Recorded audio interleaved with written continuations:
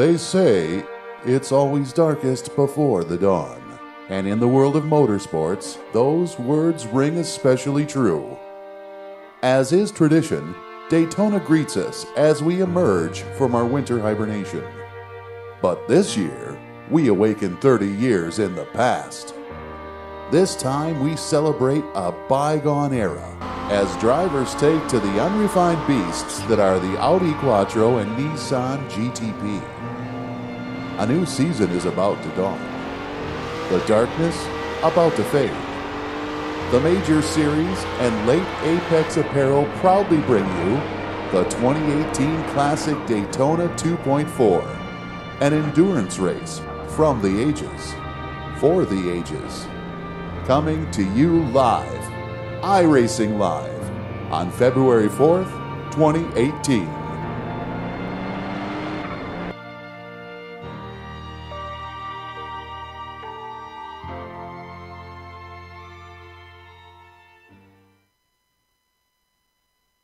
At first, it was called the Northwest Majors, being limited solely to the Northwest Club on iRacing.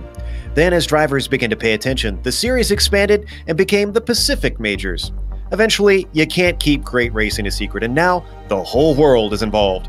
2018 begins life for the continuation of the Pacific Majors, but it is now known simply as the Majors. It's an all-out brawl in which everyone is invited and all comers will be tested to see who is the fastest and most versatile driver in the world. Today kicks off the championship at Daytona in vintage cars, the specialization of which truly drives home just how flexible the drivers must be. We'll see who takes the first win of the new series as we get ready to watch round one of the 2018 Majors, and you'll see the Pacific Division live here on the Global Sim Racing channel. Hi, I'm Joe Peak, and with me in the booth tonight, as always, is Bill Soupzon. Next to him is our resident classic IMSA expert, Sean Ambrose. Behind the scenes, our director, the Dr. Amjad Yaman, and he's using cameras provided by Dougie Beard. Sean, with the real world 24 Hours of Daytona having recently taken place, this track is going to be pretty familiar to most of our drivers, but why don't you introduce it to our viewers? And I know it was familiar to you as you were there with your father, and I know you guys had a good time. But welcome to the World Center of Racing this evening. You know, this originally was a 2.66 mile road course around the infield. It's completed in the summer of 1959, and it soon began hosting sport car events shortly thereafter. The Daytona Continental 3 Hours race was established in 1962, extending to 2,000 kilometers in 64 and again to 24 hours in 1966. Now, the Rolex 24-hour endurance event has been the traditional opening to the sports car season each February. There were no major modifications to this course until 1975 when a bus stop chicane was introduced at the end of the backstraight to slow speeds into that banked final oval turn. Further changes were made in 1984 when the course turned back onto the oval at turns 5 and 6, while the following year saw the construction of a new pit lane exit plus a fast sweeping chicane after turn 1 and a revised international horseshoe turn, reducing the length to 3.56 miles.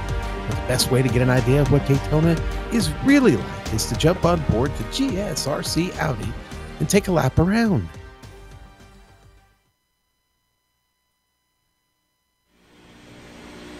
All right, we're in the GSRC Audi, so let's do a lap around Daytona. Through the tri-oval, you got to set up for turn 1 right away. The braking into here is going to be very touch and go. Don't be surprised to see drivers lose the rear because of how you're braking and turning at the same time. The transition from the bank into the flat doesn't help either. From off the corner, you got to set up your line through the S's and then immediately swing left for the widest line into the International Horseshoe. There's an access road that'll allow you to get to the power earlier if you use all the pavement available, so use it because it's considered fair game. Drift back across the track, and then you've got to give a big lift to navigate the kink. Make sure and get right on top of that rumble strip. You'll get just a squirt of the gas before you're braking hard down into the Western Horseshoe. Resist the urge to turn in too early because the corner tightens at the center. Feather onto the power so that you don't understeer off, and then swing the car to the right and hit the binders. Turn 6 is critical because it dumps you back onto the oval. But the car likes to understeer when on the power, and if you have to lift to avoid plowing into the outside wall, that'll hurt just as much as getting onto the gas too late. It'll be all about timing and taking the car right to the edge. The real test comes as you approach the braking for the bus stop. The car gets very unstable when you stomp the left pedal too hard. Lose the car on entry into here and expect to find the tire barrier. It's also important to be able to get back on the loud pedal as early as you can without getting a cut course penalty. Once again, you're on the gas for a long, long time through NASCAR 3 and 4, and you won't lift until you brake for turn 1 again. That means inevitably this will be a draft track. Take this time to figure out how much you can gain on the car ahead and plan your attack in case you need it late in the race. And if you're ahead, do your best to maximize the infield to break the draft.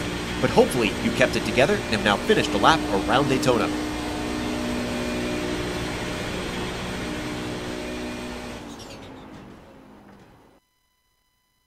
Should give you an idea of the kind of speeds that these cars are going to be experiencing. Even the slower class, the Audis, get up to a pretty high rate of knots around the banking. Now, even though we have finished last season and we don't have any points for this season yet, Bill does have some info on us on what we can expect to be covering as far as the championships go here in the majors.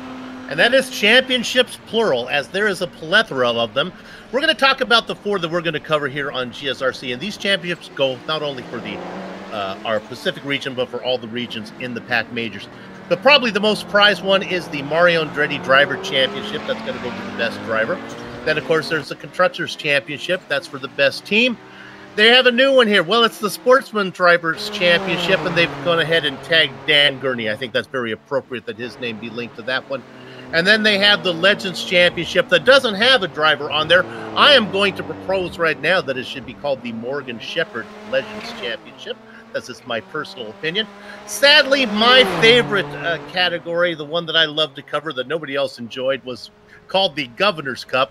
And with so much going on, we're not going to have time to cover those this season. But we'll have you the winners, the standings on all of those for round 2. Let's go ahead and talk about what happened today. There were 3 other regions going on, and we have winners from all of them now. Look at this. Australia got both of those in the international there, where Daniel Benefield and Dan, and I practiced this one, Kara Constantis, I think I came pretty close on that one, won the GTO. Down in the European, it was Tepani Luna Luopto. I know his name too. Sean does it better than I do. then the Spaniard, Fernando Basquet, came in and did a nice job in the GTOs. Then in the Atlantic, it was the 2 Americans with Stephen Driscoll and Russell Clayson. I was surprised to see Clayson do so well. He was really good down there. So we're the last ones here today, boys, as we're going to close out the show. It looks like the Nissans are going to go about 90 laps, I think, to get this thing done. And the Audis probably about 83 to get the checker flag. Which is quite a few laps around the road course around here. Glad to see Russell Clayson back and running once again. He's an old familiar name for us here in GSRC, having competed in the Continental Endurance Sports Car Series. Much different car, though. We also have some information in case you have never watched a race with the majors before and aren't sure what's coming up. Sean, what are the race details for today? Well, Joe, this is the first round of 14 glorious rounds here in 2018. Road and oval races here all season. Now, the classes in this event are the Nissan GTP and the Audi GTO. Both very unique cars from about the era of the late 80s, particularly late 1989. Both very efficient on fuel and both very powerful. Now, this race is 2.4 hours long, 144 minutes. The setups on these cars are wide open. You can carry a full load of fuel, 100%. You're looking at about 3 pit stops probably to get this race done in both classes. The incident cap set at 40. Well, what does that mean? That means off-track incidents or contact with other vehicles that rack up a point or 4 points. Cumulatively, if they get to 40, you get plus 40, you're gone, out of the race. And 1 spare car, Soup, they get 1 spare car. And that basically means, well, if you have trouble on track, that results in a lot of damage. You can pull the other one off the trailer and get it on track, and you get 1 opportunity, and that's it, guys. Yeah, Mike Left pulled a fast one on me. I've been complaining about the fast repair. I've had to get rid of the fast repair in this series, and he does that, but he just renames it as a spare car. You're not fooling me, Mike. I know what you did there. Well, and we keep talking about, as we see the Texas driver Brett Stevens getting his warm-up in, we keep talking about the fact that the entire world is now invited to the major series. How before it was only 6 clubs last season that we saw. And Bill, for our viewers that might be new and are saying, so what? You know, you've got all these other clubs involved. Why are we making such a big deal about all these new clubs getting involved? Well, this started off so restricted. It was just the Northwest clubs originally, and it was so successful. Mike runs such a great series that he says, I've got to get this bigger. It grew, and now he's brought in the whole world. Now, what also is neat about it, he's put in a rule, and we're talking about series organizer Mike Willett, where drivers, if they can actually do one race in another region and still get points. They can carry over their driver points. They're not able to carry over team points. They don't get to bring those over. But like today, our region right now, for those around the world, we are opposite the Super Bowl. We might be a little thin on talent, but he gave it. A lot of the drivers could race at other times, score some points. Boy, this is going to be great. And Joe, we really didn't talk much about what the schedule is like. It's every type of racing. Yeah, they really have put everything in there. They're going to have GRC racing, rallycross, and they're going to have dirt back again. Last year was the first year that they had dirt here in the majors. And obviously, oval racing is going to come into play here. We're going to have the Daytona 500 coming up later on this month. So you really do have to be incredibly versatile to win this Drivers' Championship.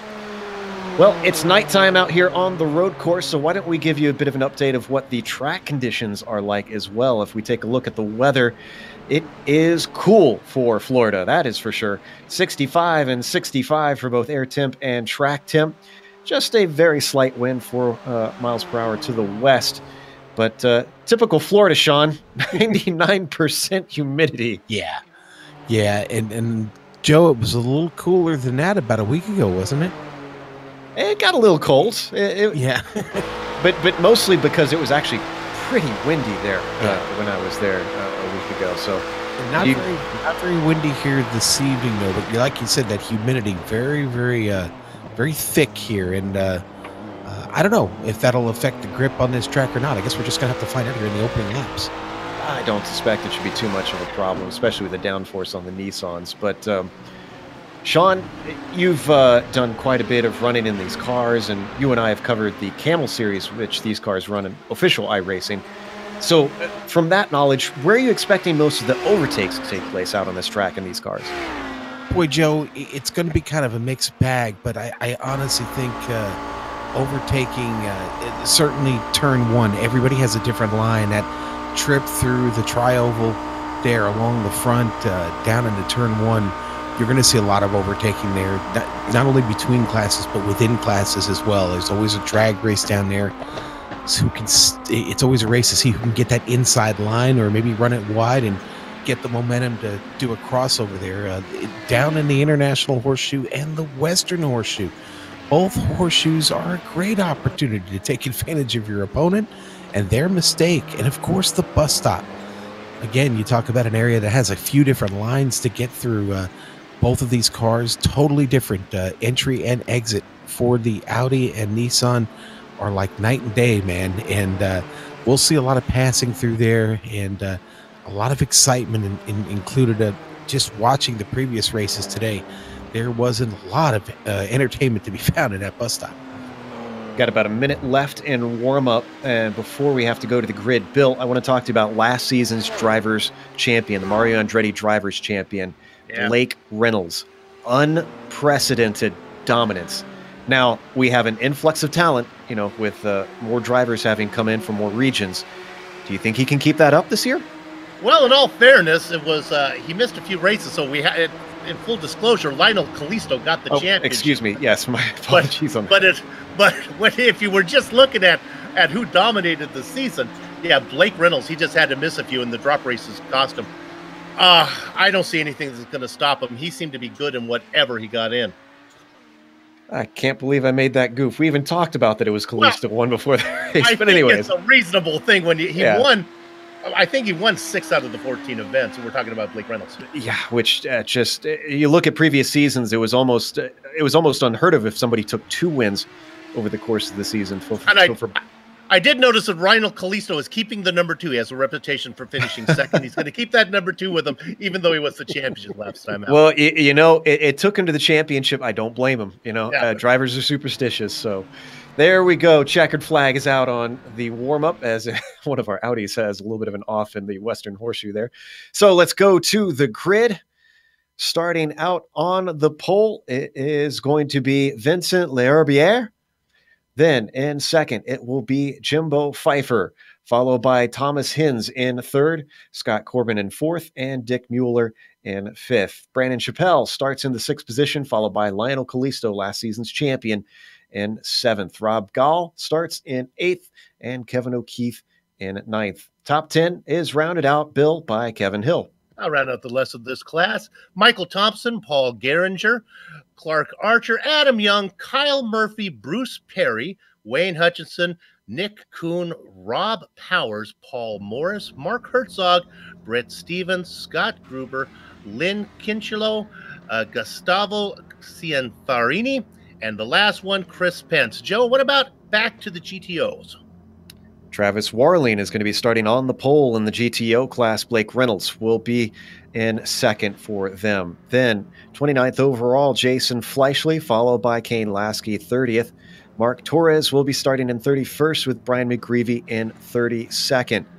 33rd for Matthew Thunhorst. P34 goes to Dalton Baldwin, and Paul Slavonic starts in 35th. Christopher Herlow will be next to him in 36th position, followed by Richie Hearn in 37th. 38th will be Brian Barnes, 39th, Chad Barker, and rounding out the top 40, Sean, is Dan Garber. 41st, Sean Cole. 42nd, Mitchell Cornett. Jeff Stabnow, 43rd. Marcus Tracy, 44th. 45th, Joshua Cotton. Gary LaViolette, 46th. 47th, Matt Kelder. Jeremy Morrison, 48th. Aaron Stove, 49th. 50th, Brian Granlin. Bryce Roberts, 51st and 52nd. Adam Facciaponte. And that is going to be our very large field out here today as drivers work their way around the banking, getting ready to start the first race of the season. Go ahead, Sean. Just going to say real quick shout out to Paul Slavonic. Just graduated with his bachelor's degree just 2 days ago here, celebrating that this weekend. Awesome to hear for him. Well, we'll see if he can add a celebration to it as we get the green flag for round one of the majors. Vincent L'Herbier kicks them off with a good gap down into turn one. Behind them, everybody stacking up as they mostly go too wide through this very tricky braking. But I'm not seeing any incidents, so let's go to the GTOs. Warling and Reynolds into turn one. It's going to be Warling that gets the advantage going in. Bruce, let's see, Warling, and then just behind him, Blake Reynolds going at it already with Jason Fleischle. Fleischle going to make it first into the horseshoe. And you can catch a glimpse of the tail end. There's the end of the Nissans, even though they gave a gap. Boy, they must have gotten incredibly slow through those first corners. But at least it got them a clean start. Yeah, the Nissans, they were really slow through one, and then they had to single file themselves out. Once they got into single file, well, a one-car line is a lot longer than a two-car side by side. That's why it got so close. They should be able to pull away, but the leaders of the Audis, Sean, they're right there. Yeah, they are. It did not take long. That stack-up going to prove to be costly because the Audis on the straights really do have some power to match the Nissans if they're in the tow. Through the bus stop for the first time, and not seeing any cut course for our leaders as Vincent Herbier takes over the curb just enough to get himself as much speed as he can, but it looks like he's not going to be alone once he hits turn one. Here comes Jimbo Pfeiffer as they complete the first lap. How aggressive is he going to be in a 144-minute race? Looks like he's going to play the patient game as he sits waiting just behind. And also Thomas Hinz closing up, the lone Australian out there today. Dick Mueller's the only driver to race out of order in the top 10 for the Nissans, as he's up in fourth. He qualified fifth, got around Scott Corbin. Meanwhile, seeing a problem for Kalisto. Kalisto gets turned around in the International Horseshoe, and he loses it once again. This is going to lose him tons of time here at the start as he tries to get it turned around. Let's look what happened on the replay here, Sean. It was Brandon Chappell right behind him. And man, Chappell just makes the slightest bit of contact that sends him around. Really didn't get into him hard at all, Joe. See it here on the replay. Maybe get a better shot of it above. You see him trying to get going again. Boy, what a mess. Rutgers, Kevin O'Keefe had to go off in the grass to not collect those guys. He's the last car to the scene here. He's lucky he didn't get scooped up by that Alliance car as well. And that happened at the exact same time that Kinchelo had a spin as well. They simultaneously, different parts of the track. And you can see what this has done to Kalisto. He's back among the Chappell's Audis now. Chappell's around out of the bus stop, guys. Ooh, 2 incidents and 1 lap for Chappell. Not the great start that he wanted as he gets it slowly turned back around just as the Audis start to catch up to him. Now here's the good news for Kalisto. There is that spare car, and there are 3 stops for the Nissans. And that window, it's really 2 long stints in a splash and go. So if Kalisto wants to take his splash and go early, he can get in there and get that new car. Although we've seen Kalisto, Joe, he has a reputation of driving a wounded car around until he really needs it. Absolutely. Meanwhile, speaking of driving cars around other cars, Clark Archer, Kevin O'Keefe, this is 10th, 11th, 12th, 13th, 14th, you name it. Look at the stack up that we're seeing in the Nissans.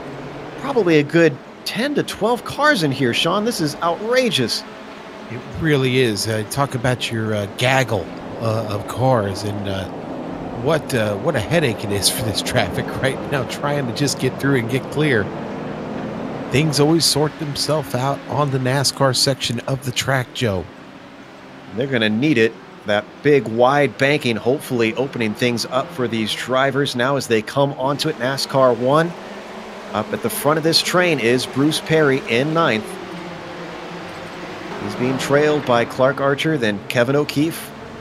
Rutgers Kev closing in down into the bus stop.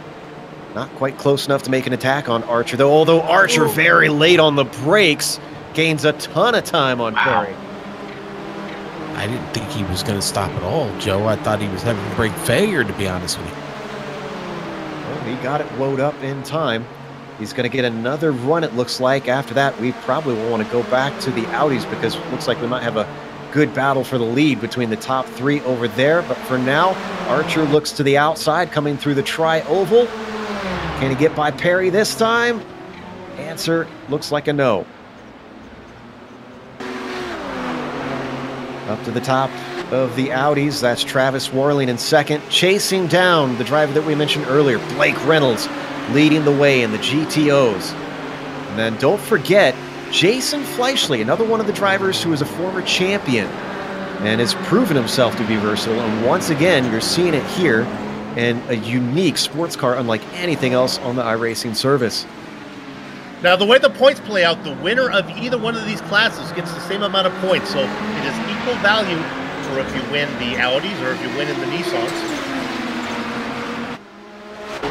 There's been a lot of shuffling around in the rules on that over the years, trying to figure out the right system so that drivers feel it's fair. He has got it figured out now. Fleischle got his teammate behind him, Mark Herzog, in the Alliance Nissan. Herzog, obviously, if he's buried here in the Audis right now, he's gotten off to a rough start. Now, we're hearing that Clark Archer took a tow, trying to figure out what exactly happened to him. We may have a replay at the ready. Let's see what's going on here, Sean. Boy. Coming out of the bus stop, the Alliance car. Oh, no, here's Clark Archer. Coming through turn 1. I think this was what we saw a little bit earlier where he was trying to chase down Perry. Oh, no. Engine just expires in that Nissan. And the riding shotgun driver is probably not going to get a very good finishing position today, even if he gets that car back out. And Joe, how many times have we seen this happen this season alone in the official series? So easy to pop a motor in those Nissans. In the meantime, we understand that Richie Hearn's been a bit of a mess. Going into turn one, he made a bang and another bang and another bang. The car really got damaged. He's still out there racing. And he actually had to slow up in the bus stop, too, when there was an incident with a Nissan, it looks like in the form of Lynn Kinchlow. That was Kinchlow. Yes, it was. You're right, Joe. Going into the bus stop. Jimbo Pfeiffer has had a spin. A lot of drivers finding drama early on. It's not a good sign. Looks like we're not finding the replay. I can report that Kinchlow is actually limping the car back to the pits right now. He's very, very slow on the apron. So we can't find Pfeiffer, but he was up in second at the time of the spin. He has dropped back now to 6th position. He just lost a spot to Michael Thompson. He was chasing Leibert. So a quick rundown, since we've had a lot of things going on. Top 5 in your Nissans is Vincent Leibert, Thomas Hinz, Scott Corbin, Dick Mueller, Michael Thompson, and that's the top 5. Jimbo Pfeiffer rounds out the top 6, if you were wondering who is behind them. What's the top 5 in the Audi, Sean? Well, right now it's Blake Reynolds being chased by Jason Fleischle and Travis Warling. Those three still having a really, really good battle here, Joe. And it's Kane Lasky kind of enjoying a little peace and serenity right now by himself in 4th. And then Mark Torres sits there in 5th with Thunhorst and Paul Savlana caught on his tail. Early part of this broadcast kind of felt like an MTV video there, kind of jumping around with shortcuts all the time. I think we can settle down a bit now. Watch some racing. Let's settle on this battle between Jimbo Pfeiffer and Michael Thompson. I mentioned that he was fighting for that 5th spot. Well, there you see 2 tenths between them, and now that he's up onto the banking, that slipstream is going to start to reel that Alliance car in. Flashes his lights, moves to the inside. No defense there from Thompson. Jimbo Pfeiffer sneaks through into the bus stop. You can move that double lot up to P5. Remember, Pfeiffer was your second fastest qualifier in that class, had the spin, lost positions, on his way back now. Let's give the Audis a little bit of love as well. There's a battle for 5th there, too, down between Mark Torres and Matthew Thunhorst. They're also joined by Paul Slavonic. Thunhorst trying to recover from a bad spin in the bus stop, Joe. It slowed him down a bit. He has picked up 3 spots, but he did recover from that spin really, really well. Here he is making the attack now when Torres comes to the outside, up the banking. These Audis punch a huge hole in the air, and Thunhorst taking advantage of it, gets by way before the braking for the bus stop. Mark Torres gets slotted into 6th, and Slavonic is already licking his chops as he closes into these two.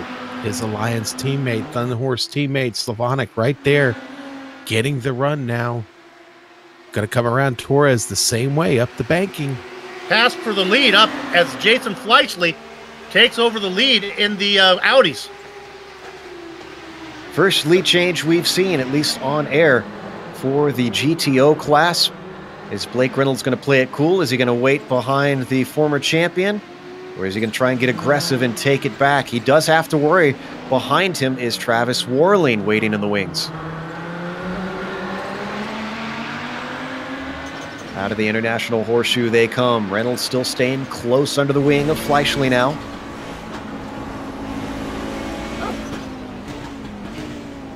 And I think this is rather appropriate as we see a Rebel helmet, X-Wing pilot helmet on Blake Reynolds here as he chases down an Alliance driver. That is funny. Oh, up onto the banking. Was that a bit of a mistake from Fleischle, or is he just trying to cover off the inside quickly? Must have just tried to cover off the inside, but it's not going to do any good. There goes Blake Reynolds up on the high side. But now his momentum starts to peter out. They're going to be door-to-door down into the braking. And I think Fleischle gave that one up a little early just to make sure they get through here early in the stages of the race. I think what Jason has to be careful about is just not to make a mistake, not to pick up a slowdown penalty or something that would drop him off the tail of Reynolds. Reynolds clearly the guy to beat, but if you can stay close, you got a chance. We might want to go to our prototype leader because, as is tradition here on GSRC, we love to watch and see when the faster class catches the slower class for the first time. And up ahead, just in the headlights there, you see him. That's Adam Facciponti. And then Leherbier closes in through the bus stop. The ground effects of that car making it much faster through there. Flashes his lights, going to catch them in a great spot here, Sean. Yeah, good spot. Anytime you can catch somebody out on the NASCAR section of the track, it's a good spot. Oh, Mueller here. Well, that's down to 5th place for Dick Mueller. And looks like he's going to lose another one to Michael Thompson as he's got the momentum. Let's see what happened, Bill. Looked like it was the exit of the bus stop. I'm sorry, go ahead, Bill. No, he got it. I think he might have ran up on the back of Christopher Hulu and needed to get off the brakes a little bit. You can see it right here. Oh, there he is. He caught him. Yeah, Hulu was all over the place. Just spun it into the grass and got that dog bear number 16 back going once again. Oh, but he's off now. Just into turn 1 as he was caught in a fight because of his lack of momentum. It was Michael Thompson that he almost got into. In fact, there might have been ghost contact between them. Difficult to tell. See, I had a car to the outside who thankfully braked early. Not sure who that was. Got on the grass, I think. That's why the left side came around. Way. Everybody's being way too aggressive here so early. I think they're all excited. It's the first race of the season. Easy, boys. I think that's pretty normal from what we see in most new series, especially when they get an influx of newcomers, Bill, that just there's almost a transition period where kind of the new guys need to learn the ropes, if you will. It's a long race. It's a long season. Looking there at Rob Gall. These guys haven't yet caught the Audis, although our leader really starting to get into the thick of them. And actually, he's caught just behind a battle between Grandin and Hearn right now that we want to watch as those two sort it out down into turn 1. And you can see the checkup that this has cost Vincent. Vincent hailing from Club Canada, having gotten to race last year, I believe. I'm pretty sure we saw him in a few races. Yeah, and Richie Hearn, a little bit of right front damage on his car, finally gets out of the way, catches a good spot there. This is a tricky corner for multi-class racing because through corner 5, there's a little bit of a rise in the road where the entry for the Audis is a little shallower. It's almost like they're taking a defensive line. If you get out too far wide there to get a wide entry, there's not that much grip out there. It's really inviting for the Nissans to try to make an outside pass. But again, that's kind of shaky. Now they've come up to the banking, which you would think would be much easier pickings for these Nissans. But you can see as they get up to speed here, Sean, the top speed difference between these two cars isn't as great as you would expect. No, Joe, it's not. I mean, the Audi is a very, very powerful car. And when it gets to stretch its legs, especially on a track like this here, Daytona, man, it's got some grunt. And all it needs is to get in the toe of that Nissan just a little bit. It'll hang. As we continue to watch this battle for the 15th position between Grandin and Hearn, and Bryce Roberts now getting into the mix. Looks like a bit of a toe is going to allow Grandin to switch up around the outside of the tri-oval. He's now got the line. With both those cars being teammates, I'm not expecting the Elite West Club to really have too much of an inter-team fight. Richie Hearn with a little bit of understeer there, Joe, and getting through turn 1. Oh no! Grandin's out, off the track, and he takes a toe. What happened here? He didn't touch anyone. That awful straight didn't Did hardware failure. Is he in VR? Who knows, Joe? I didn't see the engine pop on that thing. No, it doesn't look like it. But locks him up, gets it slowed down, and he keeps it out of the tire. So maybe I don't think it's a VR issue, or at least not a monitor issue, if he's not in VR. So we come back to our overall leader, Leherbier. He's stretched his lead out to about 2.5 seconds over Hins. The Australian looking to upset the apple cart here. They've already won the international split that they had earlier on, the first of the day. Seeing if they can get an overall win here in the Pacific one as well. Yeah, the top 4 drivers in the Nissans are all separated by at least 2 or 3 seconds each. They have a nice gap between them. The best race is back in 5th, Michael Thompson being challenged by Rob Gall. And I use challenge loosely. I think they're just putting in miles. Go back a few more. P7 also has a battle. This is between Geringer and Bruce Perry. And O'Keefe. O'Keefe got a big run on Perry. Sure did. Out of the bus stop, down to the low side. He gets him before the oval is over, though. So here comes Perry, who picks up that slipstream, and it's going to be a back and forth seesaw battle as they come up to more Audis. This could get interesting down into turn 1. Perry sending it in bravely through there. My goodness, there looked like there was inches between himself. Oh, and Scott Corbin has issues. Big trouble. Corbin off in the International Horseshoe. Yep. And he's going to catch contact. He spins it by himself. Doesn't get any help with that. But here it goes, Joe. Little help from the popsicle car of Brian Barnes spinning it around after the spin. Yeah, I was going to say he had already turned it around when he got him. Brian was helped finish the 360. Had to wait a long time for the F3 car, for his F3 to clear, for all the Audis to get away from him. Here you're going to see from onboard Barnes' view. Oh, wow, that car was turning very early in the corner. Signs were there from just about corner turn-in that that was not going to fly. And as that's happening, remember we're watching the battle between Perry and O'Keefe. Well, that's still going. So as we jump back to that, they're just going to split a couple Audis.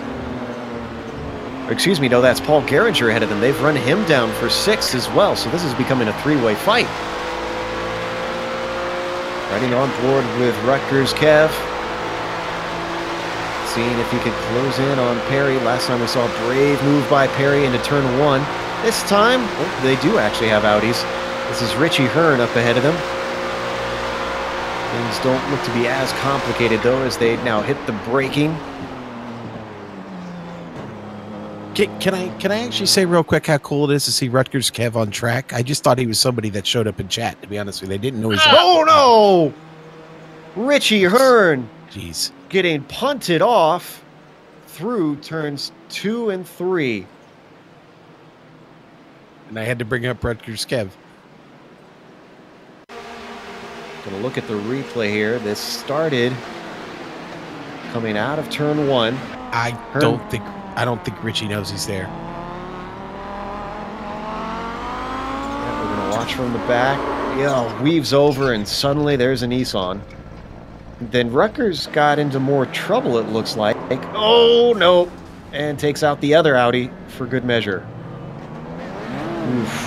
His arrow might have been damaged from that touch, though, so it could have explained why he locked him up, trying to stay out of it.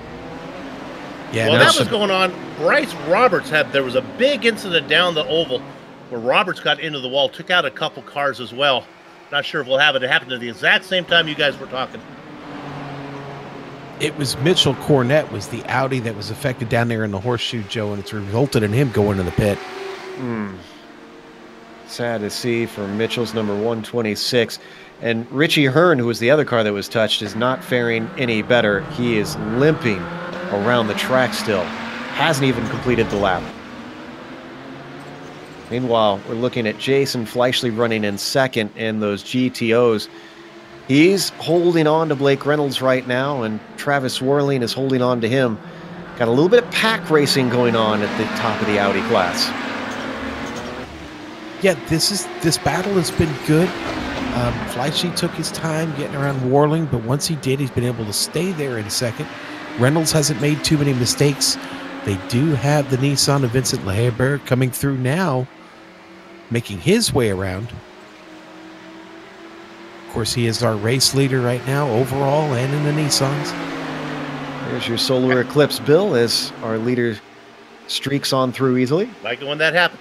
Adam Young, my booth mate for the Absolute Beginner League, bringing that car into the pits. He had an off, put it off in the grass, put the left side of the car into the tires.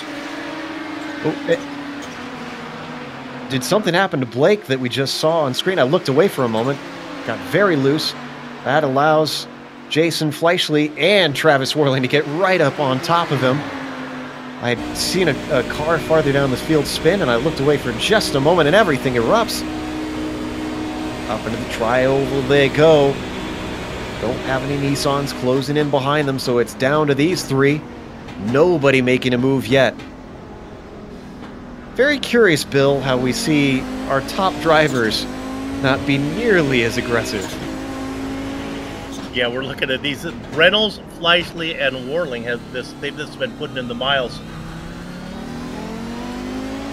One would think that's maybe why they're top drivers. Yeah, maybe it's kind of what I was getting at there. No, they're doing a magnificent job. Fleischle, though, it could be the fly on the ointment here real soon for Blake. How about a shout out to the guy in fourth in class, so that we know from the SCCS that we carry at the end of our Saturday broadcast. Kane Lasky doing great, huh? Yeah, Kane holding down fourth. It's been kind of a lonely ride for him right now, unfortunately. Well, he's got a beautiful paint scheme to take him through. That nice John Player special classic livery looks very good on an Audi. He's got a lot of racing left to go, so he could still yet catch up. Paul Geringer, meanwhile, in the Nissans, in the International Horseshoe, gets it back going. Let's see on the replay what exactly happened. He just got loose. Yeah, he did, right in front of Chad Barker. 43 can see get by Barker here just before. And then as he brakes, Barker's going to move back in front of him once again. I'm telling you, corner number 5 has been getting the best. It's really been kicking the rear end of those Nissan drivers. Which I wouldn't expect. It hasn't really given me trouble most cars I drive here. Wonder if there's something unique to these vehicles. Sean, have you experienced them to be particularly difficult down into the International Horseshoe? Turbo lag could maybe play a little bit of a factor, Joe, but not really. I got to be honest with you. Oh, Rob Powers. For a second, I thought that was our overall leader who had problems. Similar paint schemes. Very similar. Yeah, indeed. Give me a scare. See, Bryce Roberts also had a bit of a problem in his Audi, but he gets going. Not really worth getting any sort of replay on him.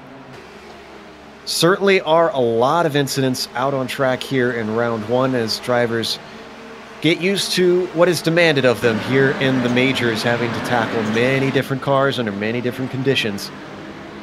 We've jumped up to Brian Barnes in 9th. He's kind of smack dab in the middle of Brian McGreevy and Dalton Baldwin, but not close enough to tack either of them. But a pretty paint scheme.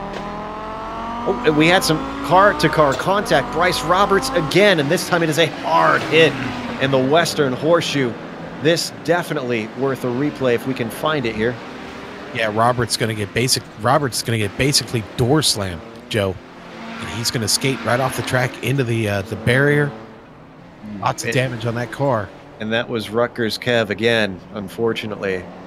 Watching it from above, you could see the smoke starting to pour out there at the end of the replay.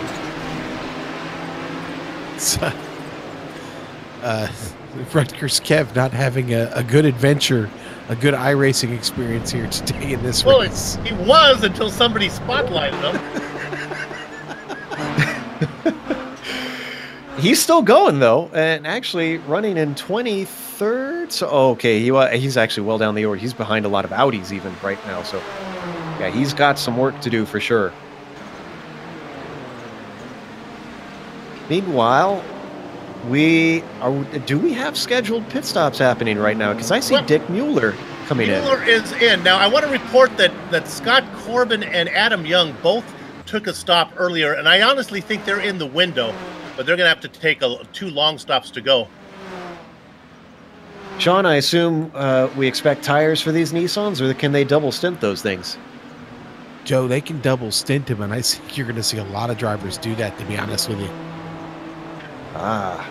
So I guess maybe tire management will be coming into play. I think that's going to be a big deal here today. Yeah, I think tire management is going to be a big part of this race. He gets going once again as we switch up to La Herbiere. That was a smoking car of Roberts that he just blew by. We caught a glimpse of on the screen.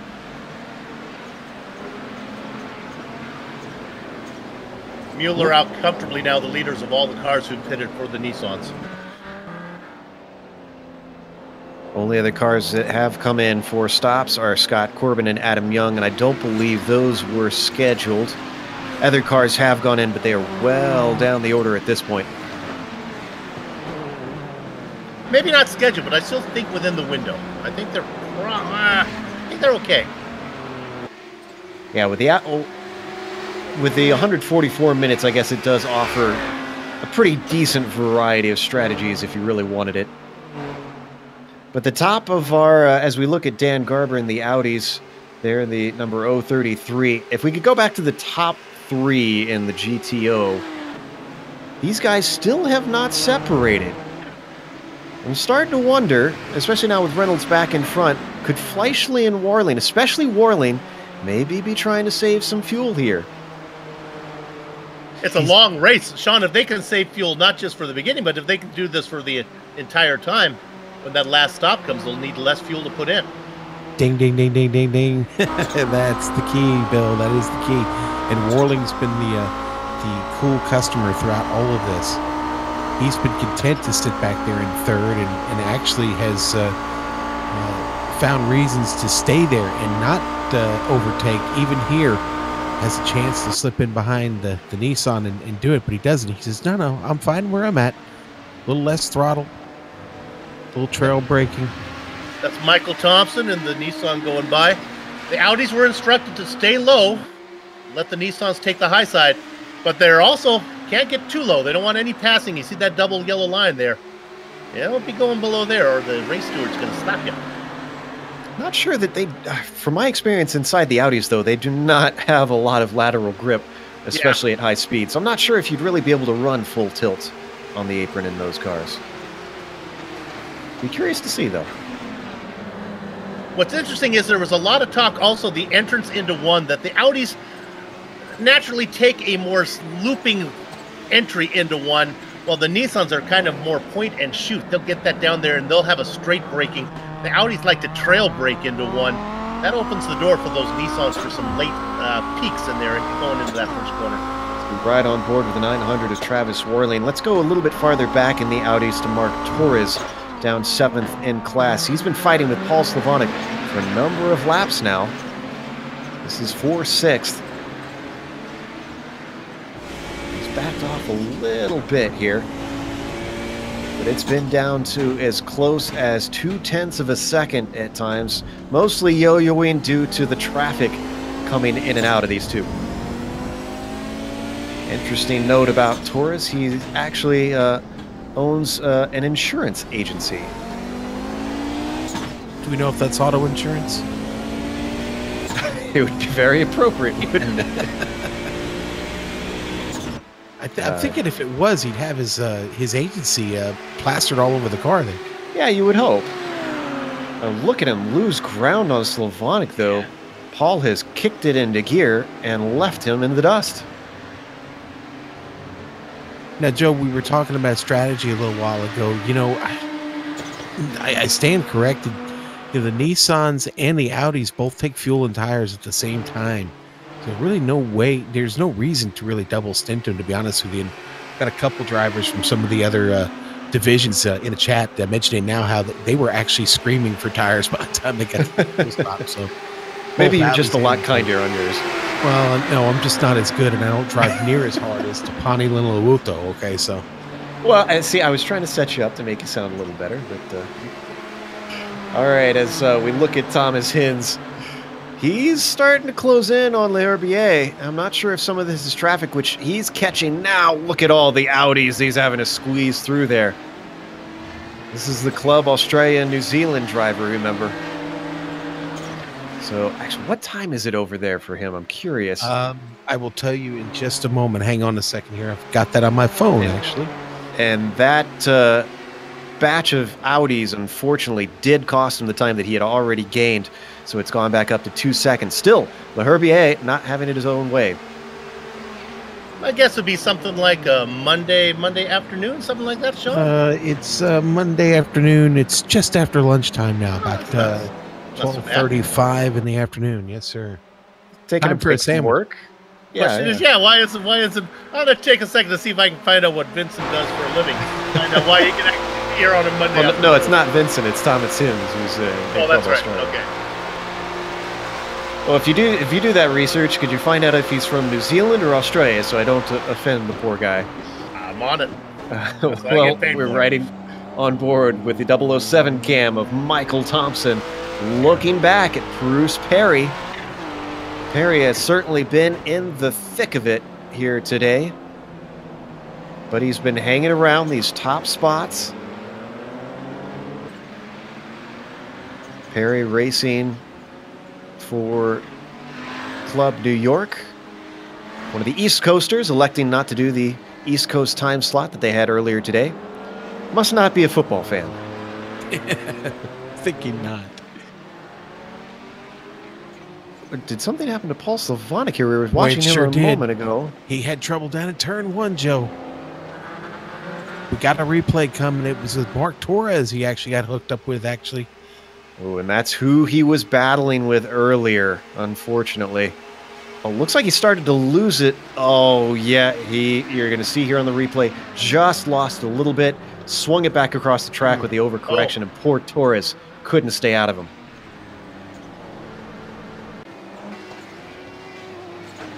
Come back live. Torres is able to continue in 6th. Slavonic, though, loses that position and slips down into 7th. You know, it looks like Kane Lasky's got a little bit of company coming up here. Matthew Thunderhorse starting to find his rear bumper. And as these guys race it out, and the Audis up at the top of the Audis, we should mark just ahead of the battle that we were watching before. Looks like these two could be connected at the hip. They've been actually together for a number of laps, I believe. Lasky leads. We ride on board with Thunhorse, trying to chase him down. He gets a bit of the slipstream, but not enough as he's too far back. He's going to catch him just as they get to the braking for one, and is going to have to wait for another opportunity. Lasky new to the majors. Thunhorse, of course, a veteran from last season. Now they've got Mark Herzog coming up behind him in the Nissan. Boy, and Thunhorse got some really good work in there on the front straight. Yes, he did. We can stay on this battle, but just a quick report. We were watching Bruce Perry a little bit earlier. Well, he got by Thompson. He's in a P4. Through the kink they go. Thunhorse now truly on the tail of Lasky, and just behind them, that's Mark Herzog in the Nissan, waiting patiently for a time to get by. You know, the Audis are pretty good out of 5. They got that 4-wheel drive. They get some pretty good grunt out of there. It makes it hard for the Nissans to get that pass made. They actually, if they can't get it done, you got to almost wait until you get back out here onto the oval. And you have to imagine that's even more hurt by the fact that the Nissans have awful turbo lag, so they have to be incredibly ginger. These two Nissans that are going by, well, that's Lionel Callisto, incredibly, as far down as 12th, and he is fighting for position with Herzog, who both are through now. Had that early problem, that car is still not feeling well. Lionel, as we talked about, not going to cash in on that spare car till absolutely necessary. Remember, he is the little train, so he will keep going, guys. That's right. Well, Sean, the last thing you want to do is damage your car, come in, get it fixed, and take it back out and damage it right away again. So, that happens all the time to me, Soup. Here we see Mark Herzog, another Alliance driver. Actually, is that on every Alliance car? I just noticed, if we could get a close-up. He's got Snoopy on the side, trying to chase down the Red Baron. Oh, my goodness. Oh, that's beautiful. That's old school, baby. Yeah, you really don't know unless you know on that reference there. Oh, and in the meantime, we missed the pass between Thunhorst and Lasky. Thunhorst gets by, moves himself into P4 in the Audis. Let's see if we can find that overtake. I'm gonna guess it's into turn one. Indeed it was. There you can see on the high side of the tri-oval. This time the draft works for him, and he is solidly through.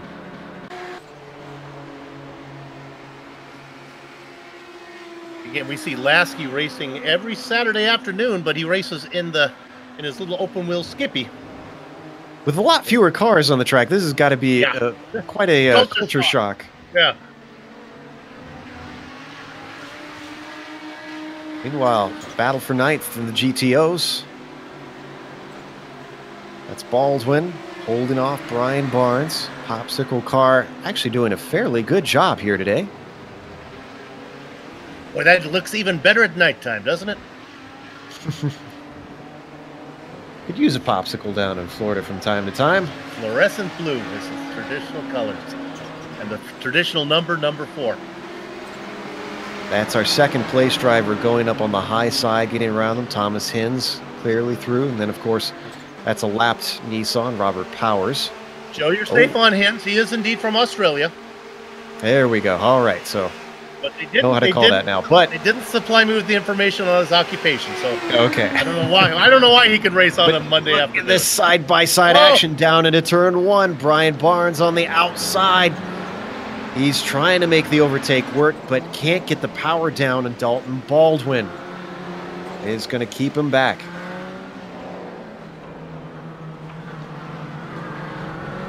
Meanwhile, look at all the Nissans closing in behind them, going to complicate things. That's Nick Kuhn. Lasky was finally able to pull off that move on Matthew Thunhorst, gets around and now has control of fourth place here in the GTOs. Either one of these drivers have gone into the pits yet, so this is a real position battle on track. Thunhorst trying to take it back as they head down to the horseshoe. Down in the horseshoe, down into the bus stop.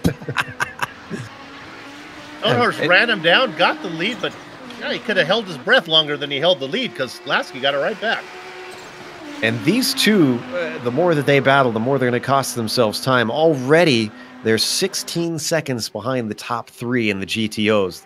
Those guys are really in the class of their own. We're going to see another swap of positions potentially. No, big lift from Thunhorst. He's going to opt to wait. Well, Sean, back there, one position back. Mark Torres is coming. He's only a little bit behind those guys.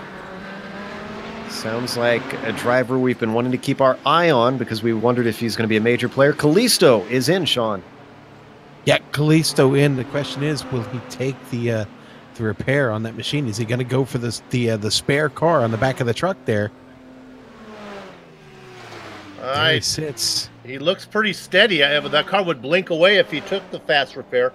Oh, excuse me, the spare car. Sorry, Mike. Yeah, I thought I saw some damage still on the side of that Nissan, so don't think he's taking it. Meanwhile, Jimbo Pfeiffer as well, one of our top runners in the GTPs. He comes in for his stop. Another Alliance driver. Curious here. That's one Alliance driver in Callisto and another in Pfeiffer. Is this team strategy that we're seeing? Now, Dick Mueller gets by Pfeiffer. Let's see if he can also get by... Mueller got by Callisto. Let's see if he gets by Pfeiffer as well. Really one of our early pitters in the GTP class. And he is indeed our highest pitter at the moment, except for Pfeiffer. And Pfeiffer's leaving now, so Pfeiffer going to be our new highest pitter.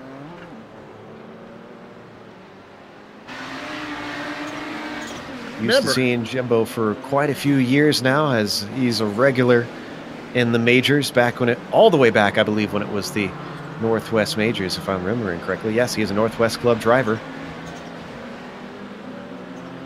Also runs in the Autobahn Motor Car Group Sports Car Challenge, although over there, I believe he's running the HPD class. But remember, Pfeiffer was our second fastest qualifier, so he had that mistake. That's why he's farther down the order. but he's got the pace to get up there. Don't know if he has the pace to catch the leader.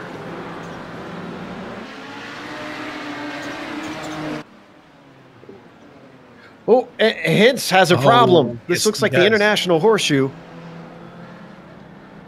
Let's see what He happens. clips the wall, Joe, on the left. Watch this. Oh, and there's two cars. What was Kinchelo? See, that's Kinchelo that was slow. Is that what caused him to lose concentration, perhaps? Yeah, I think so. Because he kind of weaved off to the side, and it looked like he lost control momentarily. Yeah, you know what? I don't think it was the clip of the wall. It was actually the curb. He gets right up on top of the curb. Watch this right here. Yeah, he was That's taking the car. avoiding action, and you could see him kind of snap early. Well, amazingly, he had put such a gap on Bruce Perry. He's still in second place, and with a 12-second gap on Bruce Perry. Yeah, well, that's your reward for having a great run to start this race. And if the car is damaged, it's close to his pit window. He can come in and get a fresh one if he needs one. Did he actually make contact with the wall? I don't there? think he did. No, he didn't. It looked like it from the angle I was watching initially, but when you looked at the replay there, just high up on the curb there, it bounced him. I just never be sure what these little fragile Nissans, what their undercarriage is like if they get hurt. Well, Bouncing that around is the grass. true. A lot of times we can't see, if there's damage on the underside. You never know, and that is a part you really don't want to damage. How about we give a little bit of a shout in the GTO class to Sean Cole, having got himself into the top 10. So not just a good YouTube host, apparently he's a pretty good driver. He's in a pinata full of bees right now. He's got Dalton Baldwin right behind him. Yes, this is a battle for position, 9th exactly. Sean Cole's trying to keep him back. Ooh, almost cuts him off there coming through the International Horseshoe. I'm a big fan of Sean Cole. He does a lot of good work for sim racing in general. Good to see him out here. Hey, what? They're not far from catching Slavonic here. Slavonic, honestly, the past few laps has struggled just a bit. He's a good 2 seconds slower than the cars he's trying to catch right now. So either the tires have gone the way or the damage he's got on the right front has really started to take its toll. Wow, that was close. We saw between Cole and Baldwin coming through 6, and I think Baldwin's going to get another run here with a draft on the banking. But Bill, for our viewers, we got a bit of a sheet that kind of gives us some info on each of our drivers, and they gave us tidbits about themselves. Well, for Sean Cole, his special information that he gave us was that he's 5'5" and bald. I'm not making this up. That's what he told us. Well, sounds like he qualifies for the Legends division. Oh, Lynn Kinchlow was that car we saw off track. And another one joining him looks like Aaron Stowe had it off through that bus stop as well, as we see this action taking place between Cole and Baldwin continuing on. A lot of cars surrounding them. Meanwhile, Paul Slavonic, there we see heading into the pits. He was slow. Yeah, I think that's probably, Sean, I think that's probably a good thing for Slavonic. That car was not feeling what Yeah, he was struggling. He was struggling indeed.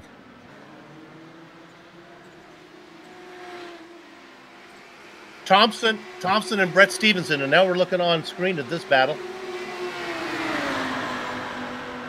GTO erupting once again up at the front. Fleischle leads Reynolds. And still we see Travis Warling hanging out in the back. He is the dark horse. How about erupting? It's more of just I'm tired of being up here. You do your job now and lead a little bit. You think that's the plan, huh, Sue? I think so. I think the guy they're probably upset with is Warling, who's doing absolutely nothing. Talk about a parasite. Back there just on their tails saving fuel. Ooh, now Thompson in. Yep, we're seeing prototype pit stops. Including our leader.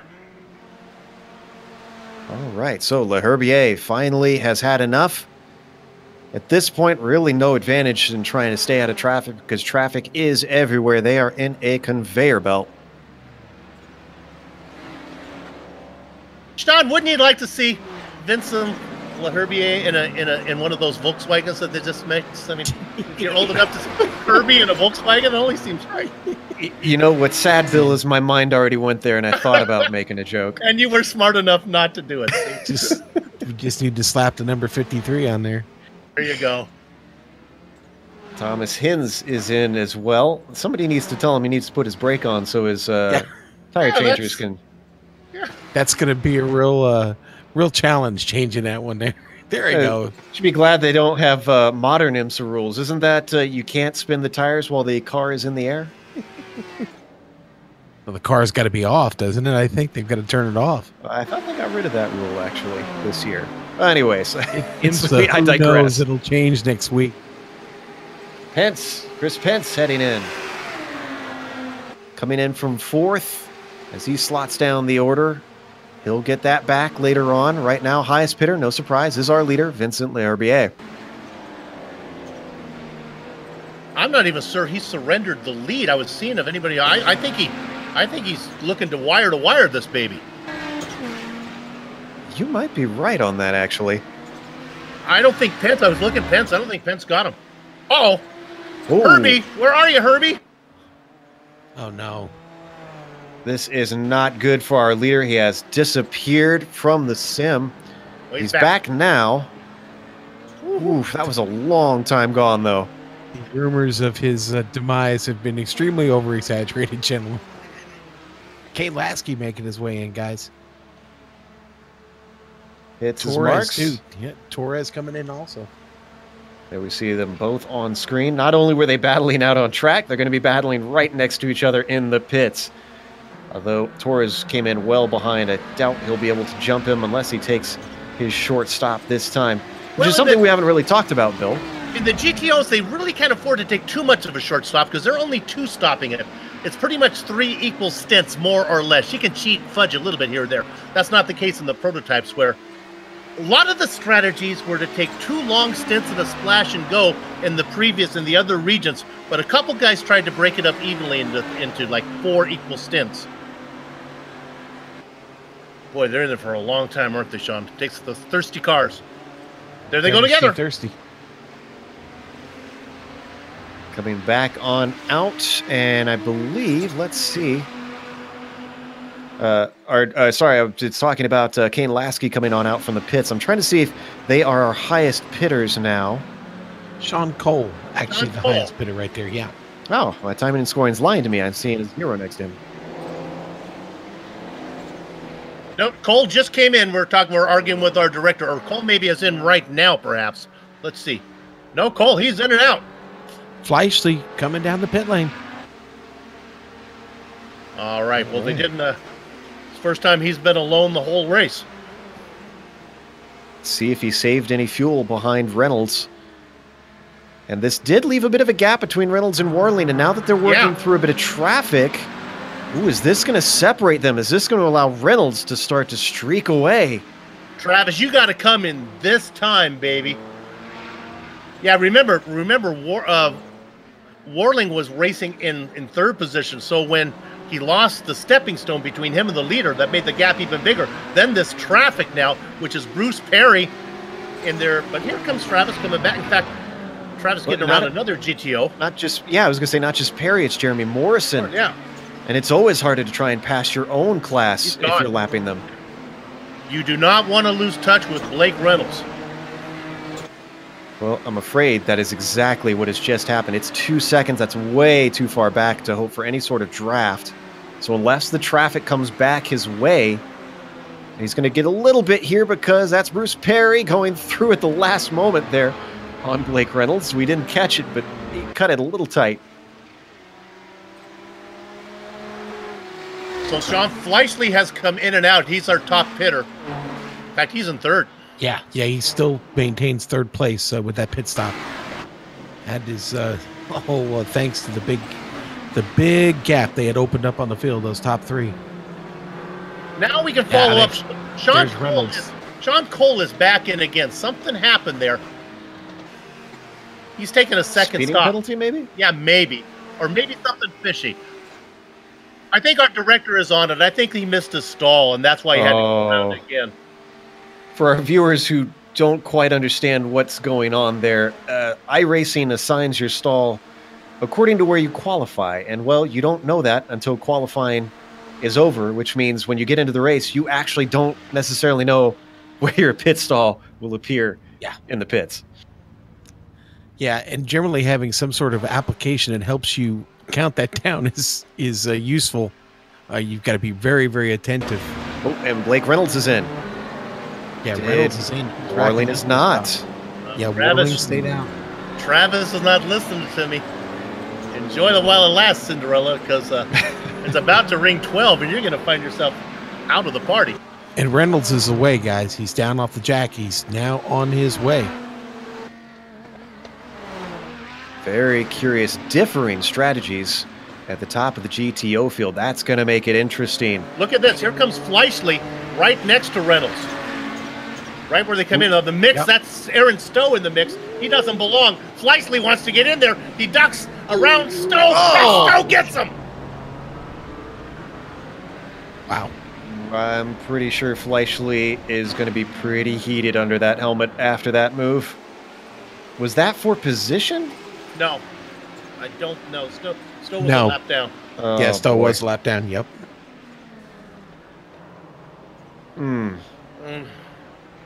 Now, to be fair to Stowe, it did look like the Fleischle outbraked himself a little bit going into that corner. Yeah, we always try to get both sides of the story. He was coming in awful hot. Showed up there, yeah. Hard to tell though. It's if he touched him right at turn in or if it was something else. But regardless, the results are that Jason Fleischle has lost contact with Blake Reynolds.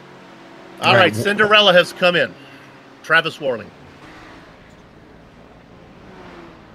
So is this going to put Worling with Fleischle, or has Fleischle lost so much time that he's actually going to be behind? I think Fleischle might have some damage because I just watched him go through the bus stop, and boy, he did not bother to hit either apex. Well, Blake Reynolds now out of turn 4, coming into the trial now. If I'm Worling, I don't care how much fuel I need. I just have to figure out how much. I just leave as soon as I can get on the tail of Reynolds. Lord knows he saved enough fuel the first part of this stint.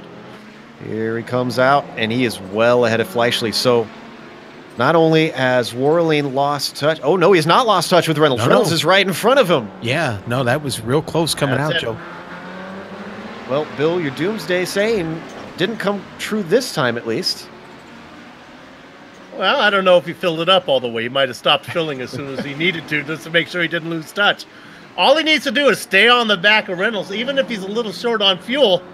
Just save for the next hour and a half. That incident for Fleischle cost him about 10 seconds on these two. That's going to be a mountain to overcome. And a healthy car. Ooh, Bruce Perry has an incident. Where is he? Outside of the International Horseshoe. Is this turbo lag? No, it is not.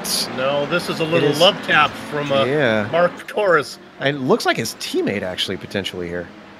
I can't confirm that. It's just similarly painted cars. Okay. I think he got loose in front of Torres. I'm going to give Torres You're right. He did. Out here. He did, Soup. Yeah, the car got a little loose on him. He tried to correct it. Torres was right there. Torres nowhere to go when he slowed down. All right, we got a bit of information from the Peanut Gallery. Alan Hasebeck has alerted us that with the pre-qualification, they actually do have the same pit stall all through warm-up and in the race. So we tried to give Sean Cole an out on that one, but I'm sorry, Sean. Yeah, so we'll try to think of some other excuse for missing your box. You know, what I think possibly could have happened, actually, is with his very early on, it's hard to get these Audis slowed up. I'm sorry to interrupt. Oh, go ahead. You're right. I'm sorry to interrupt. I was really worried. Vincent Aver went away from me again for a really long time. Sean, I think he went to the Twilight Zone, shook Rod Serling's hand, and Rod said, "Get back in the race, young man." Glad he was gone. Why don't we get a little bit of on-track action as 6th and 7th between Thompson and Gall is going on. This is in the prototype field up towards the front. Boy, we haven't talked about Gall much today, have we? Not as much as we're used to, that's for sure. I didn't even think about that. Gall always in the thick of things today, playing it kind of smooth, man. 7th place. Oh, and he loses a ton of time, though. Unfortunately, does Stevens on Gall with that. With that breaking up, and with the pit stops done, why don't we give you a top 10 rundown of each of our classes. Vincent Leherbier has somehow managed to avoid to be sucked into the twilight zone multiple times now, and is continuing on with a healthy lead of 15 seconds over Jimbo Pfeiffer right now. Look at that. I haven't given Pfeiffer the credit he deserves, I think. Sitting in second over Thomas Hinz, who has had some recent problems, unfortunately. Spin sends him back to third. And then he is leading Dick Mueller, who has also tried to make a recovery drive. He had problems very early on. Top 5 rounded out by Kevin Hill, another driver we really haven't seen a whole lot of, but the Country Time Lemonade Nissan is doing very well. Michael Thompson is sitting in 6th for Elite West, one of the teams that really came to the fore at the end of last season. Rob Gall behind him in 7th. We were just watching the battle that he was in. Brett Stevens just behind him, just about a second back, second and a half, sitting in the 8th position. And then you go to Bruce Perry, who is in 9th. We've been seeing a lot of action with him. He's flanked by Paul Morris, who rounds out our top 10. Sean, what's our top 10 in the GTOs look like? Well, this is what it looks like. Joe, Soup, we've got Blake Reynolds leading the way right now. Travis Warling still hanging in there in 2nd. Jason Fleischle still clinging to his podium spot, with Kane Lasky in 4th and Matthew Thunhorst rounding out the top 5. And we drop to Mark Torres. Had a bit of an excitement in this race already in 6th. Paul Slavonic hanging on in 7th. Dalton Baldwin currently there in 8th. Brian McGreevy, another driver we haven't talked about much today, but Brian McGreevy having a pretty solid effort here, running in 9th right now. Followed by Dan Garber, another driver having a good day. He's up 8 spots overall and 4 spots in class. There's your top 10 in each of the classes as we get close to the halfway mark here in the Daytona 2.4 Classic Daytona 2.4 Round 1 in the, I keep wanting to say Pacific Majors, but the Majors. So with that, we're going to take a quick break here on the Global Sim Racing channel. We'll take you to the end after this.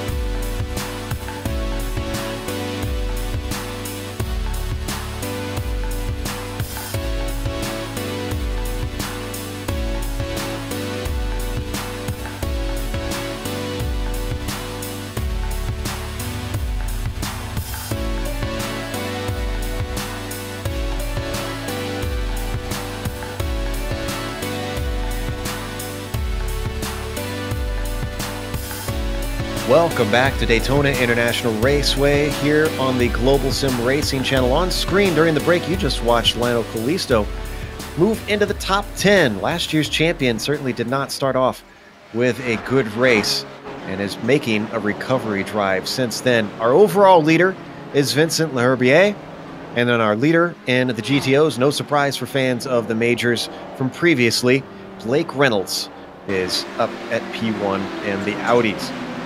Meanwhile, down in the GTO field, sounds like we got a nice battle going on, I believe, for, is this 10th position here? 11th position? Yeah, I want to get a little love to Joshua Cotton here before he loses this spot. He's the hard charger in this class. He started 45th. He's up. He's racing in 33rd, up 12 spots.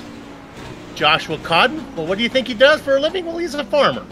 And sometimes, as we see here, that Dick Muller gets in there, and kind of in the same theme of a cotton farmer, he's racing barns. Brian Barnes. I was waiting for that. Well, Barnes trailing him in 12th at the moment in the number 4. They let both cars of Kevin Hill and Dick Mueller get through cleanly, and now they can continue on. But this 7-12 really been having a nice race. Sean, you were noting that he had gained quite a few positions, I believe. Or was that Bill that was telling me that? I think it was Bill that was telling you that there. That was worth saying again, up 12 spots. He is. Yeah, Cotton having a really solid run in a, as we were commenting in the pre-race, a pretty slick paint scheme there on that car. Our director getting a nice close-up of Cotton's number 712. Now it's in focus there. The metallic paint scheme sure does make him look pretty under the lights. And look at the closing rate for Brian Barnes, but it's not enough of a closing rate as he waits it out going through the bus stop.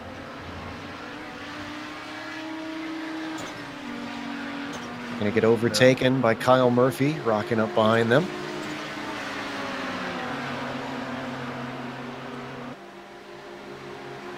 One of the interesting things, we saw the flashing lights there from Kyle Murphy, but these Audis don't have headlights on them, interestingly. Thankfully not a problem, even though it's a night race here. Not fair, though.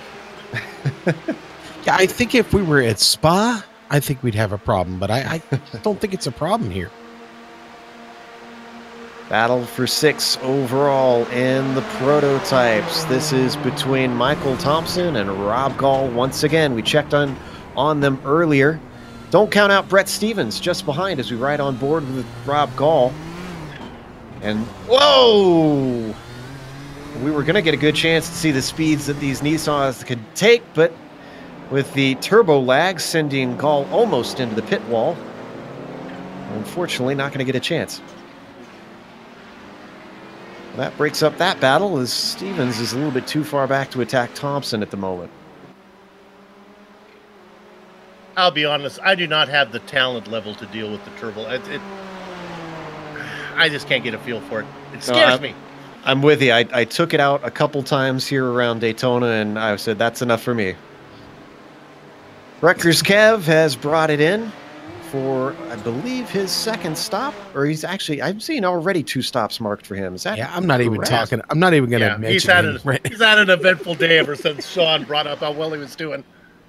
He's going to troll me forever in the chat. Oh my God, Sean. Yeah, Sean, take a look at his on his hood there. Very appropriate today. Oh boy. As he gets the rest of his pit work done, switching up to our overall leader, Vincent Leherbier. Been a somewhat dominant day, not completely crushing the field, but still 14 seconds out there. He is looking quite safe.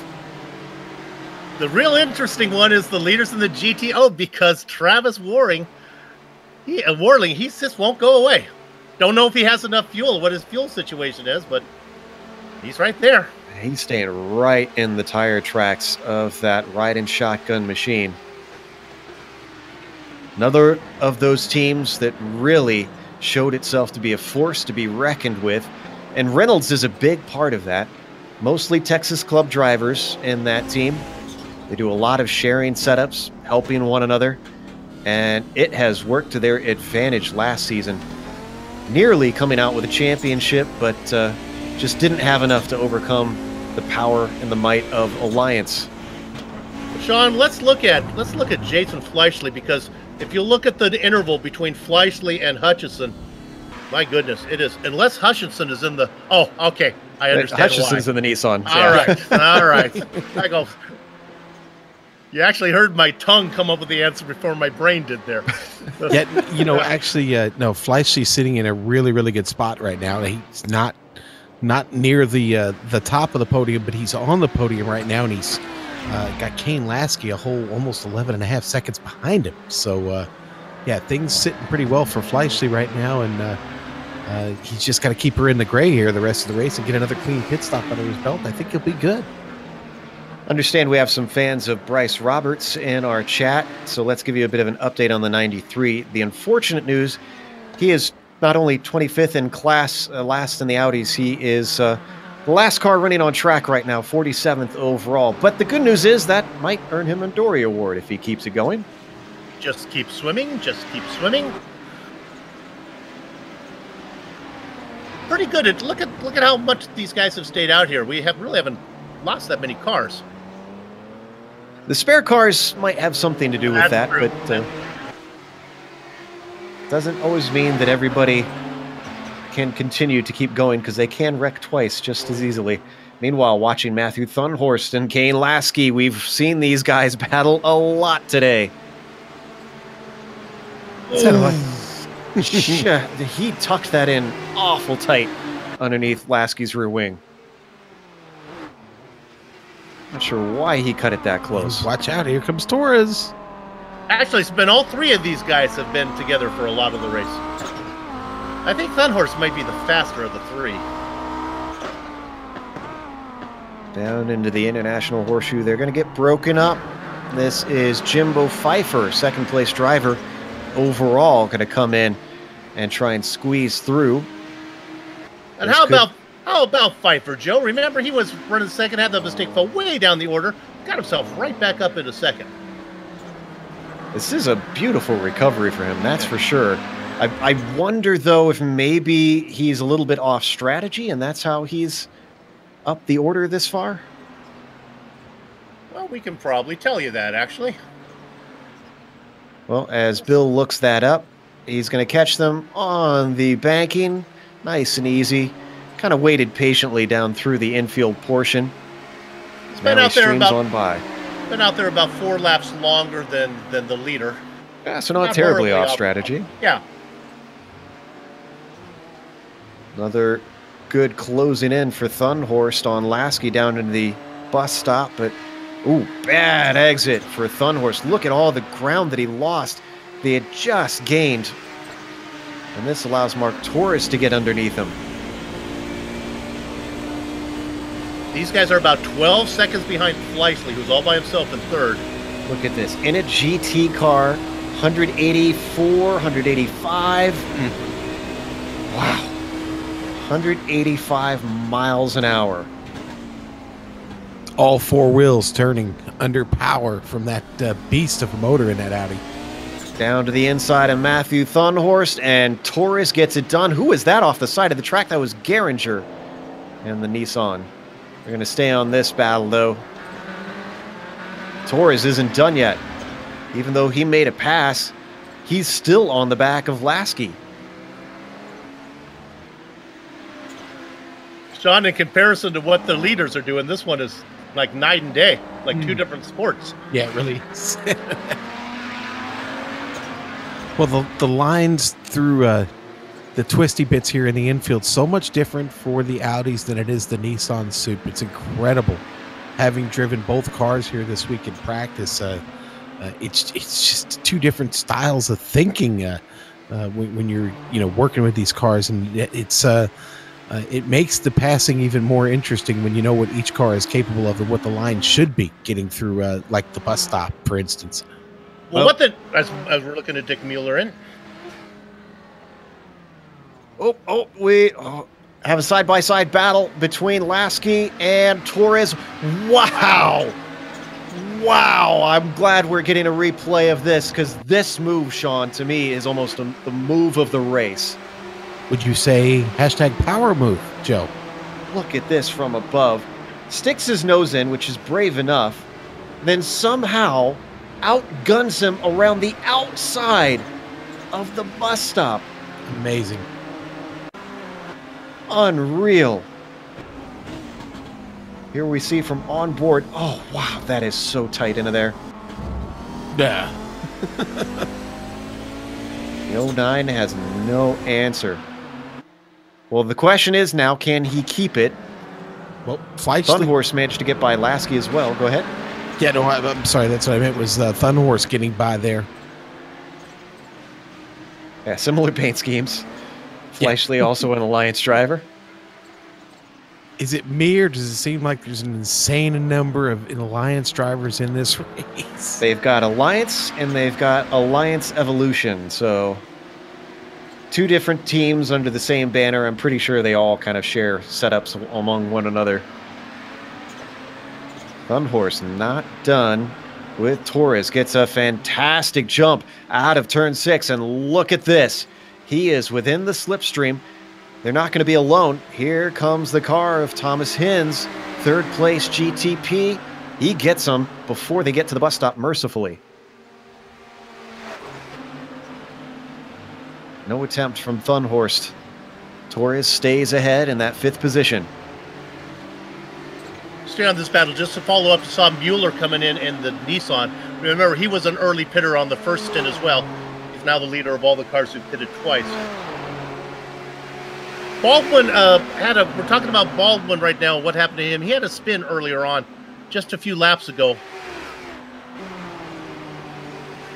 Guess we don't have a replay for that, unfortunately. Yeah, it was in the bus stop, guys, where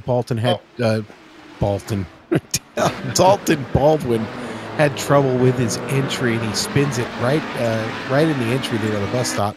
Oh. Nobody got into him. He got away clean. Can we look at Adam Young? Did Adam Young get into it with Kalisto? No, watching a bit of a battle right now. Sorry, guys. Yeah, that's okay. That's on screen. I can explain Adam. He had a self-spin in turn 1. All right. Boy, that was a big defense from Mark Torres. He's feeling threatened now by Thunhorst. That's the first time we've seen him move to the inside. It was at the International Horseshoe. And behind them, Kane Lasky has also refound his feet. These guys are just having too much fun to think big picture right now. Neither one of them is going anywhere. On the oval once again. We had a bit of a battle for P6, but it seems to have petered out in the prototypes. Unfortunately, this is a lot more exciting right now. As here comes Thunhorst up to the outside of Torres. Is Torres going to try to make the same move twice? No, he's not. He breaks way early and lets him through.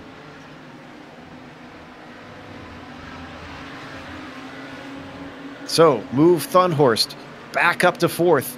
These 3 have swapped positions. Boy, countless times. I'm not inking it in because I don't know if Thunhorst is gonna lead the lap even. You want to get some screen time on GSRC? Get yourself a 2.4 hour race and start mixing it up halfway through. This is good stuff. Thanks, guys. Still not separating as they get another Nissan in the form of Kevin Hill sliding by down into turn 1. This time Thunhorst ahead of Torres. Last time it was Torres going defensive. But Thunhorst takes the regular racing line, feels confident. Sean, I'm telling you who's enjoying this the most, and that's Jason Fleischle. All this nonsense that these 3 guys are putting on is good news for him in 3rd. He's got probably one of the safest spots on the track right now. You know, we say that, but does Fleischle have damage? He's been losing more and more time on Warling. Well, that's what I mean. Yeah, he's not. There's no way he can keep. Fleischle can stay with Reynolds or Warling, but the other guys had a chance to get him. Thunhorst, Torres, and Lasky, until they started their little dance. I don't see any physical damage on the outside of Jason's car. To be honest with you, he had damage before the pit, but he went to the backup car, guys. I think he's used it up, and so this is just raw pace, maybe. I think it is, yeah. Well, we've worked with them at GSRC. There may not be physical damage, but I can guarantee you there's some mental damage in there. Wow. Well, Shots, I know shots fired. Jason will be laughing at that one, I'm pretty sure. Meanwhile, we're looking at the car ahead of him. Travis Warling, he has held on. And this makes me think, because Warling was hanging behind Fleischle for such a long time, I think that Warling is just riding the coattails. I think that Reynolds is the fastest car in the GTO class right now. So here's the only way Warling gets any gap between him and Reynolds is to stay behind here, save fuel, and have a second faster pit stop. Well, I feel kind of guilty with how much we've been focusing on the Audis, but I'm looking through the timing and scoring on the Nissans. There's nobody closer than 3 seconds apart up there. It's amazing how they've all spread out all over this track, Joe. It really is. There is a guy trying to come. 8th position, Lionel Callisto, doing his very best to run down Rob Gall. Little train keeps chugging away. 3.5 seconds back. It'll be a while before he gets there. And you want to talk about traffic and just, I guess, raw talent as well, separating drivers. Listen to the gaps of the top 5 here in the Nissan. This is gaps between each car, not from the leader, between each car. 18 seconds to the leader, 12 seconds to second, 13 seconds to third, 24 seconds to fourth. Hence all the screen time for Thunder's, Taurus, and Lasky. Yeah. That is astonishingly large gaps for a race this short. There we see Jimbo Pfeiffer in second. You can see that 18-second gap on your screen. I get the feeling that a lot of this is really down to traffic and the difficulty in trying to work your way through those Audis. Obviously, it has been a challenge down here in the horseshoes and at the bus stop there. Lots of important decisions to be made that haven't always worked out and have resulted in cars getting really slowed down. There's a battle. We got a battle, and it's Adam Young of all people trying to get by Rob Powers. Powers pulls down the inside. Oh, and Powers pits. Well, there was a battle. You know what? I'm glad you brought up Adam Young, though. I'm curious as to why he has struggled so bad today, to be honest with you. Adam usually up around with his teammates, and today it's been a bit of a struggle for him. Well, he's enjoyed the Daytona countryside a lot this time. I've had to bite my tongue a few times. He's had several off tracks. I know he's a basketball fan. Is he a football fan at all? Maybe he's just distracted today. Well, I know he focuses on basketball, but I think he's a sports fan in general. Maybe he's got a TV screen and he's just not watching the track close enough right now. But Could be. Adams still got Kevin O'Keefe in front of him, so battle isn't totally over. About 1 second up to Rutgers Kev. Kev's going to get around another Audi. Go ahead, Bill. Don't need to go there. I just want to point that Matthew Thunhorse finally has got away from those guys. Hey, guys, I'm sorry. Development in the Nissans. Kevin Hill coming in from 4th place. This could be a scheduled stop here. We're almost to the 1 hour to go mark. Talk about a quiet run. Kevin, sorry, buddy. Yeah. Well, I'll tell you what, that is really, really going to put him just right up against it. Is he thinking another stop then, probably? He's got to go. Okay, this race is going to go 90 laps. We're on lap 48. 58, 68, 70. He's got to go one more. This isn't going to work. Yeah, I don't think he's going to be able to do it on just this stop alone. Well, it is a 3-stop race, so this is the second stop. Bruce Perry with more issues. And the International Horseshoe almost comes back on track and hits Bryce Roberts. Add to his misery. Let's see, what happened here? Just outbrake himself, maybe? Yep. Oh, and the telltale smoke somehow just barely keeps it out of the tires.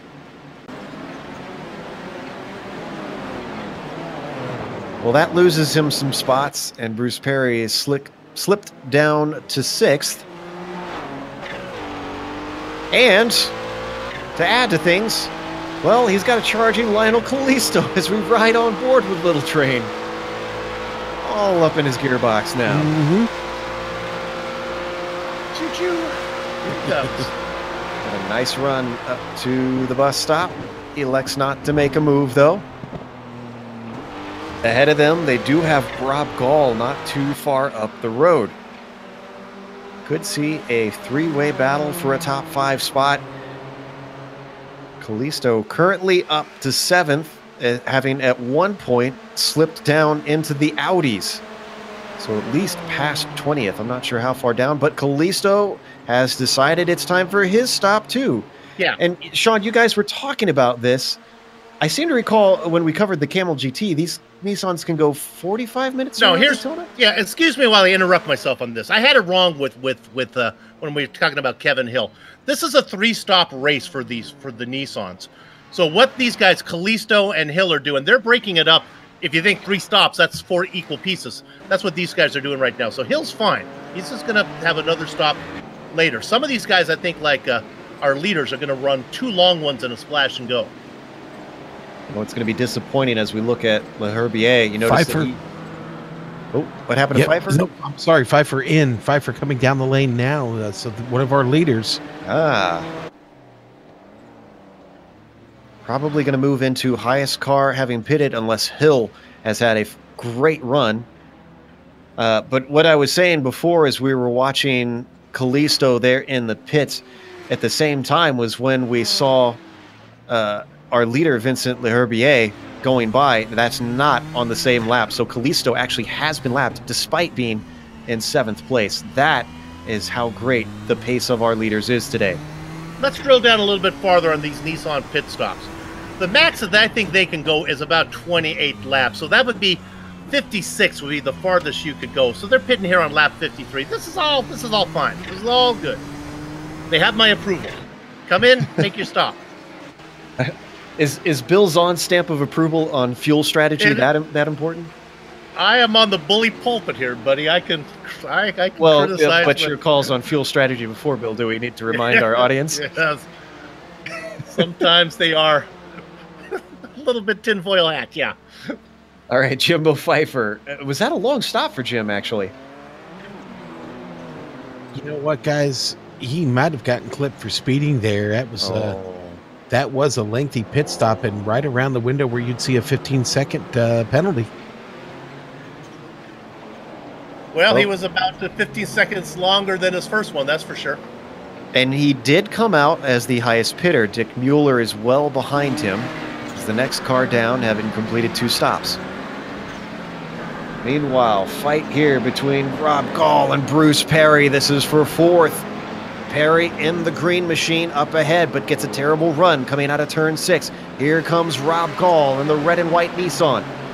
They're going to come up on Mark Torres and Kane Lasky, who are in a battle for position. They managed to sneak through just in time, not without holding up Lasky in the process.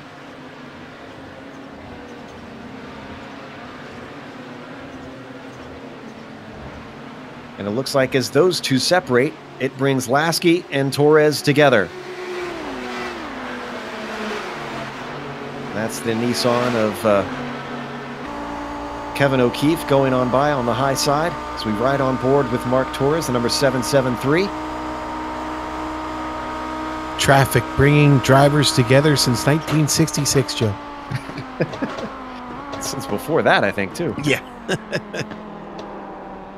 Who closes in down into turn 1, but I think he was way too hot, and there you can see the ground that Torres loses coming off the exit. That's Adam Young behind them in the riding shotgun Nissan. Now that battle starts to spread apart.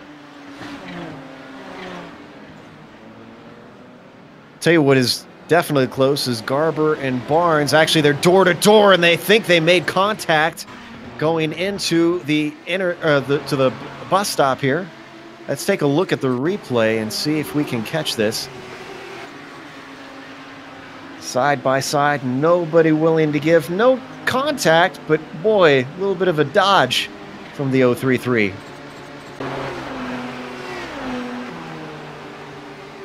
Almost scared him off the road, Sean. Almost, yeah. That's a tense moment. Hey, you know what? You remember we had a Nissan blow a motor earlier, Clark Archer? Well, after 42 laps, his pit crew finally able to get another motor in that car. And Archer is back on track, guys. Certainly not the Audi full rear car replacement that the real world is used to seeing. But still, Clark Archer not giving it up. I'm surprised he didn't take his spare machine, though. You know, Joe, I think if you blow it on track and you take the toe in, I don't think you can take the I think you have to wait it out. Oof. Bad news for him. Meanwhile, Bruce Perry, remember he was fighting for fourth not moments ago. Our leader missed his pits. Now, I don't think that's going to be catastrophic for our Kinetic Pacific driver. Here comes Thomas Hins. Now, Hins still has to make his stop, so even though he's going to inherit the lead, that's going to get handed back. But it's the first time that we haven't had a Canadian leading the Nissans there. Oh, trouble for Richie Hearn at the bus stop. Sorry, guys. He spun right in front of Adam Facciapandi. Richie just seemed to have trouble here on the entry. Talk about a driver who's not really had a good race. Poor Richie Hearn has really struggled in his Audi. Slides across the bus stop there in front of Facciapandi, like I mentioned. Close moment there. And this is very un-Hearn-like, Bill, because he's one of the drivers we tend to see to be very versatile in this series and tends to be up at the front no matter what car we hop into. So it's unusual to me to see him this far down the order and having problems out on track. Yeah, you'll never hear me say anything bad about Richie Hearn. He can do no wrong in my eyes. He was a real-world racer at the Indy 500. But, Joe, I would agree. This is not getting a feel for it, which is interesting because this would have been right around when he was at the peak of his career. And oh, Richie! There's no problem. There was oil on the track, obviously. For our viewers who aren't familiar with iRacing, there actually isn't oil that is dropped. Although it could be more slippery out there because of the marbles and dirt that can collect offline.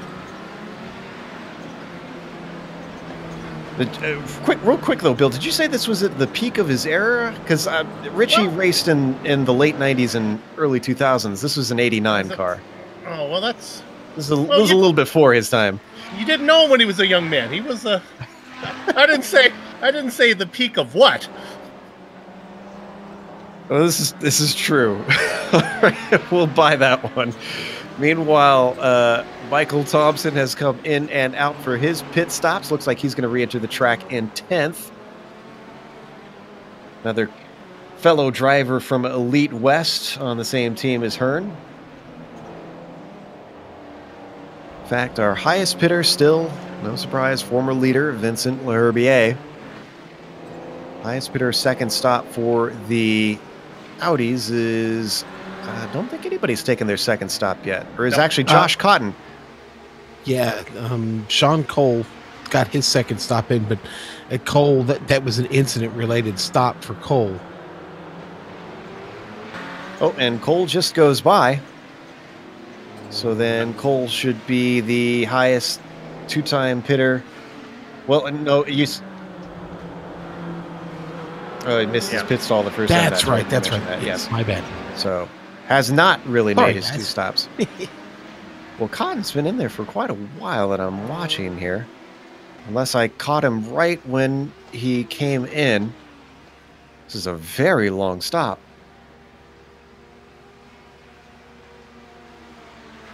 That's 7:12. Go ahead, Bill. Now, I think he should be good to go from here. They need to go we figure about 83 laps. We're on lap 57. I think we're okay. I think these pit stops now for the Audis are within the window.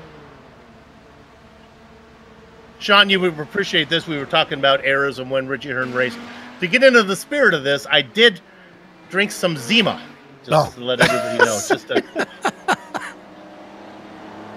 Does it still taste bad, Soup? Thank goodness we're not sponsored by Zima. I don't think Zima's around anymore, Joe. I think we're safe. No, actually, I do think they are still around, actually. Oh, mercy. That's too bad. I really think so. Now, I went back to check on Cotton's lap prior. I did not see any incident. He is back on track, but boy, he was in there for a long, long time. Remember actually, when we... I'm seeing this was his third stop. Are you guys seeing the same thing I am? Yeah, remember when we came back from break, he was in that great battle with Barnes, which is long since done. I wonder if Cotton did have some issues somewhere along the way, if he's had 3 stops already. If not, well, that's a bold strategy, Cotton. Let's see if it works. Man, I knew that was coming. I knew that was coming. Jeez. Can't tell you how long I've held on to that one. All right, up in the Nissans, Jimbo Pfeiffer, excuse me, is fighting for 3rd place with Rob Gall. Hey, and real quickly, the headline says Zima, the clear beverage of youthful regret, is back. So there you go. Okay. Dateline June 21st, 2017. You know, not only do we bring the broadcast, but we educate you on little pulp culture here as well on GSRC. Down to the inside for Jimbo Pfeiffer on Rob Gall, and he gets it away from him into the bus stop. Nice out-braking maneuver by Jimbo. Sean, I don't think that information was on Race Spotter or LSRTV or VS8 online. As a big shout to all of our friends over at those companies. If you are interested in any of the other time slots that they hold races, they are being covered by each of those companies respectively. As we ride on board with Gall, completing another lap, but he has a big lift into the tri-oval, so he's not interested in trying to take that spot back from Jimbo.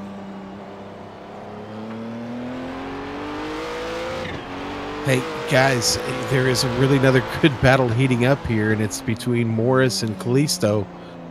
Kalisto gotten right up under the wing of Paul Morris. Yep. This has, I don't know if I want to call this one the drive of the race, but boy, Kalisto has done just such a phenomenal job trying to come back. He's racing in 11th. It's a little bit skewed because a lot of the cars in front of him still need to make a stop. I'm seeing him in 12th, actually. Okay, he's in 12th. Pence needs to stop. Yeah, a number of drivers should hand it back to him. In fact, I believe Paul Morris and Brett Stevens in a battle for position up ahead of them. But it looks like Paul Morris has completed his 2nd stop as well. Oh, and Stevens has 2. If you're new to the series, you're probably wondering, why do we care about Kalisto? He's the defending and reigning champion. That's why. Known fast driver as well. And all-around nice guy. Come on. Chris Pence did come in for his stop, so that hands over the 11th position to Kalisto. Seeing Rob Gall has yet to stop, and Thomas Hins. Gall might hand a spot over to Kalisto. Hins will not. And there's Gall now. All right, speak of the devil. Good timing, Joe. And if I can have a moment to appreciate, I like this Fujifilm paint scheme that he's got on the car. I think he runs that traditionally, if I remember correctly, though. But it looks snazzy on this Nissan. I'm going to agree with you. I love the colors. It just looks like it belongs on that car, doesn't it? I was just saying that. It feels right on a Japanese car. Fleischle, 3rd place driver in the Audis, comes in for what we believe will be his final stop. And I got some breaking news on the GTOs here. Reynolds has finally been able to break away from Worling a bit now. He's opened it up to a 2.5 seconds. Traffic was the menace for Worling. Blake Reynolds, as seems like he's just been pushing this entire race. He's had incredible pace, that's for sure. Blake's always got incredible pace, though, Joe. I mean, we've seen that for years now. All right, Thomas Hinz, the Australian, comes in for his stop. And some information as we see this, Rob Gall did get out ahead of Lionel Callisto. Not by a whole lot, though. He's actually in the thick of a battle with Paul Morris just behind him. And Brett Stevens. This is for the 8th position, and this is actually accurate now that all the Nissans have taken their last stop of the race. We think. Just have to add that clarifier at the end. Well, I'm sorry, I was doing a little research. Do you think No, I don't think the Nissans are done, Joe. Oh, you're right, actually. Yes, thank you. See, I'm glad.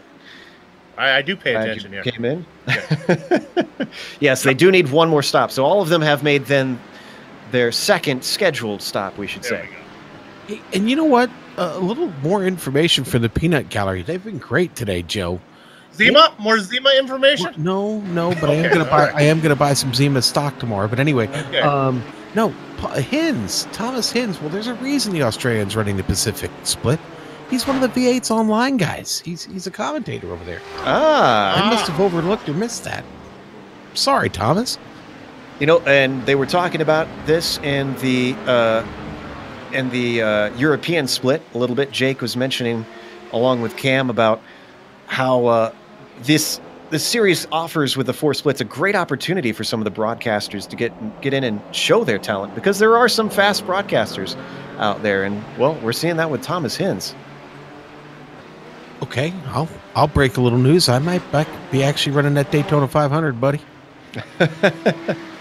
Should we look for you on the V8 split, or which one? I don't know. We'll see. It's going to be an oddball time. I can guarantee you that. Sean, if you make pro split, I'll buy you dinner. Soup, you might have to buy me dinner. Okay. Oh, wow, confidence. All right, I'm pretty good at Daytona, buddy. All right, we're watching Brett Stevens. Remember, he was in that fight with Rob Gall. That has not gone away. However, they have dropped Paul Morris a little bit. You can see he's a little farther back in the picture now. As he closes in, they all break down for the bus stop. Oh, we got a car off. That was Jeremy Morrison in the Audis. He's way down the order. Ooh, Herzog off track, guys. Boy, in front of a lot of traffic there. Oof. Now, this is a corner I'm surprised we haven't been seeing more Nissans having trouble with. Turn 6. Whoa, and he just straight overcooked that. Look at that. The tail of that Alliance Evolution Nissan was going around as soon as he hit the brakes. I mean, look at all. There was just a gaggle of traffic coming through there after he spins. But the point that I was going to get at is that that's a corner, Sean, that I would think for the Nissans would be extra tricky, because you want to get on the power as soon as you can, and it's curved, and you've got the turbo lag. You know what? You've got to shift early there before you hit the banking. You've just got to do it. You've got to suck it up and just shift early so the turbo lag doesn't get you. All right. Looks like Matthew Thunhorst has completed his final stop in the Audis. Fleischle was able to get around him, so he's going to fall back into third. Oh, and Adam Young, I'm not sure. Yeah, we saw just a hint of him on the screen there. Had a big moment in the middle of a ton of traffic. Here we're going to see it on the replay. Yikes. Oh, wow. He is, they're going to miss him, Joe. I don't know how they did. Watch this. One of his teammates, was that Reynolds, actually? It was Adam. Oh, that missed him. I'm going to check if that was Reynolds, because that was a riding shotgun Audi that just snuck through. All right, our GTO leader with his own teammate having to take to the grass. Watch this. Down into turn 1, everything looks fine. Oh, maybe he's a little bit wide. Oh, no, it's going around. great heads up by that ride-in shotgun car. I'm sure Adam's not appreciative that we spent a whole 2 replays on him losing it there. And amazingly in that, Travis Warling was not able to pass Reynolds. He's still about a half second behind. But Reynolds, remember last time we talked, had opened it up to a second and a half. Reynolds was gone, baby, gone. Yeah. That is going to let Warling back in there. Thank you very much, Adam. Y'all. Here comes Reynolds into the pits. Oh, you got to follow him in, Travis. Travis! We got a lap. He could come back around. He's got to do it now, though. I'm with you, Bill, that now is the time that it's got to happen. So, our leader in the GTO field, final stop for him. You can see Warling dealing with lap traffic right now. Certainly not going to help him. In and out laps, so critical. Amazing how that lap traffic is Travis Warling.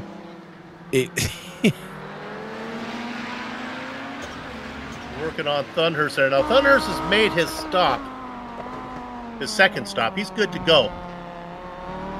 Yeah, so Thunderhurst will cycle around. I know it's probably weird since Thunderhurst was third behind them, but he will be much closer since Thunderhurst has finished his final one. All right, riding shotgun car with that weirdly wood-paneled rear wing that we were looking at. Comes back out on track.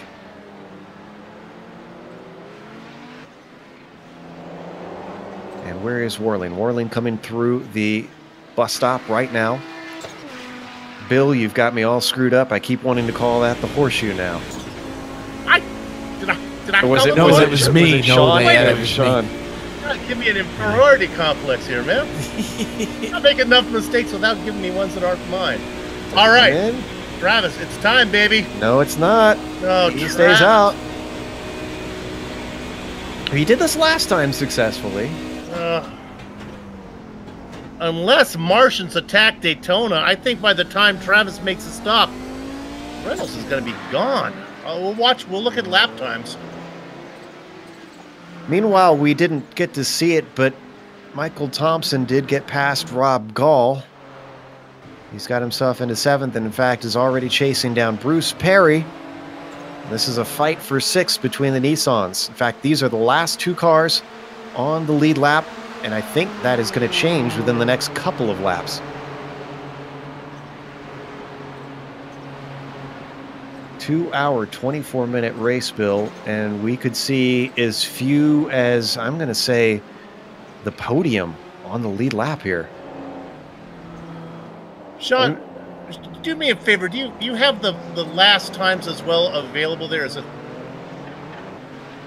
What's the time for Reynolds? Did he put in a 1:39? Is that what I'm seeing on my? No. Reynolds, his last lap?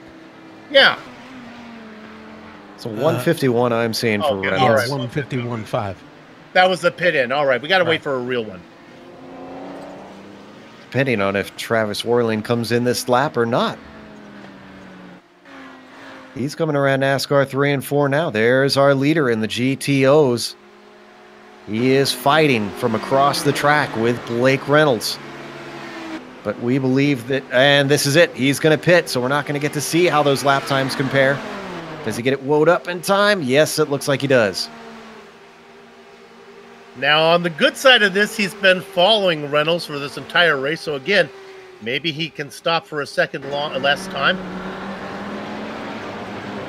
We'll see if that strategy worked out. Remember, he was holding back for quite a while behind 2 cars. Both Fleischle and Reynolds breaking the air in front of him as we ride on board with the... well, is winningest a word? Can I say most winningest driver of last season? Hey, you know what? For what it's worth, we were talking about Warling there a moment ago. He ran 31 laps on that stint, guys. There's only about 22 of them left to go. Now into NASCAR 3 and 4. Warling. Oh, Warling's coming out now. And I think he's well ahead of him. Bill? Fuel, it's all the fuel he's saving.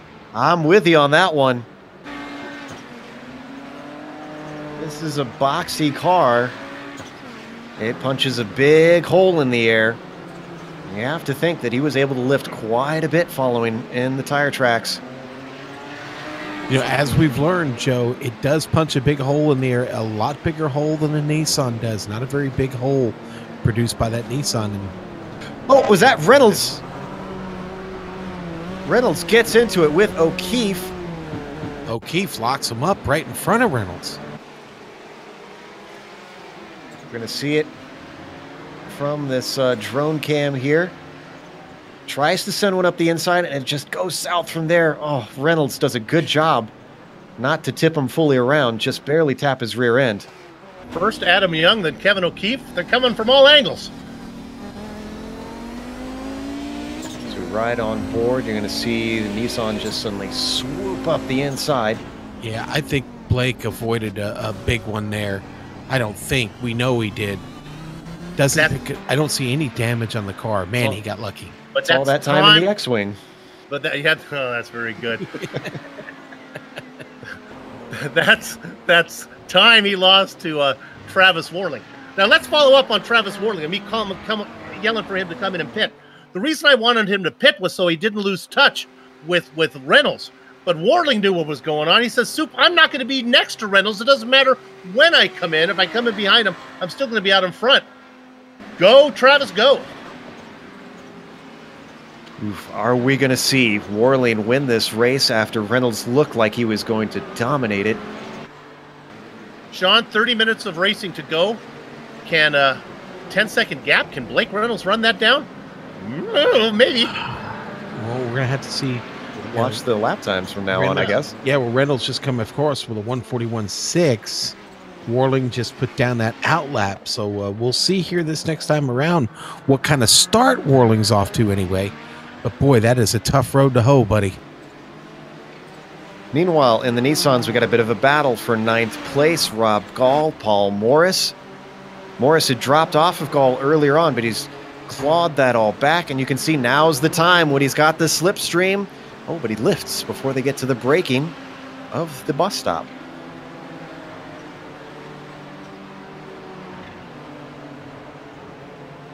So, what I thought was going to be a nice little battle here. Wonder if Paul Morris as well is trying to think the long game here. He could have had an easy go at Gall into that corner. Here we'll get our answer. Swoops to the inside. Morris is going to take it easily on the straight. Move him into 9th now. Goes by singing "Oh Canada." All right, now here's why these positions are so important here. The way that Mike Willett has set this out. Imagine if you're in a single class race, you get so many points for first, second, third on down. If you're in a two-class race like we are today, if you win, you get first class points. If you finish second, it's as if you finished third and fifth and seventh. Each position is worth 2 because there's 2 classes. If that made sense to you. That's how he keeps it fair. Makes sense to me. So if you finished second, like right now, Thomas Hines is running in second position. He's not going to get the normal second place points. He's going to get points as if he was third. Yeah, so making up for the fact that... The extra class, right. Yes. Now... Another thing what makes the series so good is the series organizer on top of things. I wonder if we could check back in with Blake Reynolds once again, because one of the telltale signs on whether he can run down Warling is after that contact, is that damage going to hurt his top speed? We're going to find out once he gets onto the oval here. Moves it down to about 55 miles an hour. Gets back on the power, up onto the banking. Already up to 130 by the time he gets to the high banks. But boys, if Reynolds was going to run him down, it would have started by now. That number going the wrong direction. 11.1, 11.2. 176 was the highest I saw. Last time earlier on in the broadcast, we saw 185 into the tri-oval, so This will be a good point of reference. It's the highest portion, fastest portion of the circuit.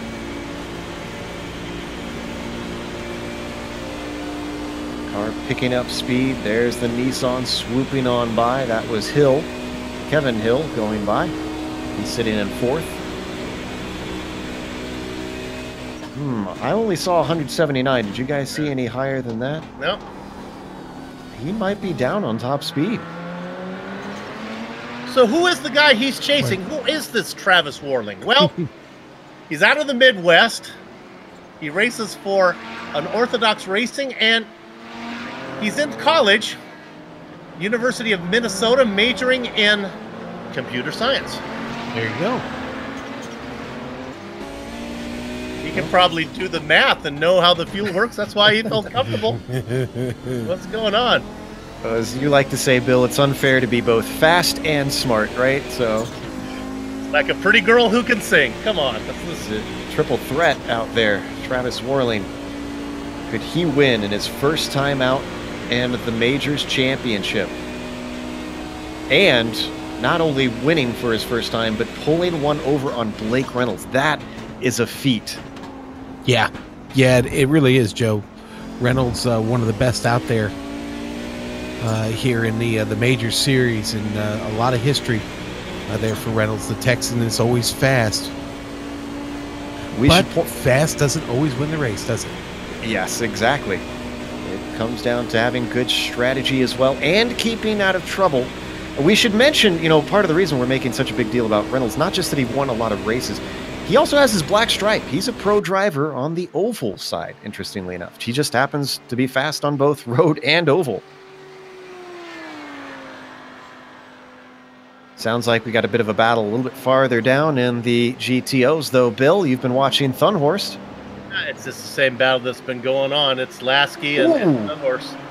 Oh, we didn't quite see that on screen, but my goodness, there was a Nissan. Bruce Perry, actually, he's one of our top runners, came up on Thorst in a hurry. We might want to get an onboard replay, actually, of Bruce Perry, because I think he just did not expect him to move out the way that he did, since he was in a battle. Look at this, coming off the banking here, Sean. This will give you a fright. Yeah, less than 30 minutes to go, and you're having to scramble like that. Oh, jeez.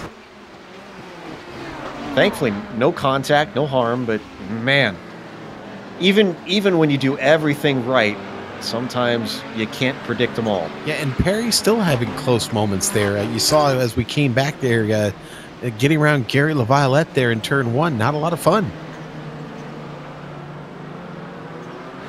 Bruce has got himself in 7th after having started this race, get this, Bill, 16th. Yep.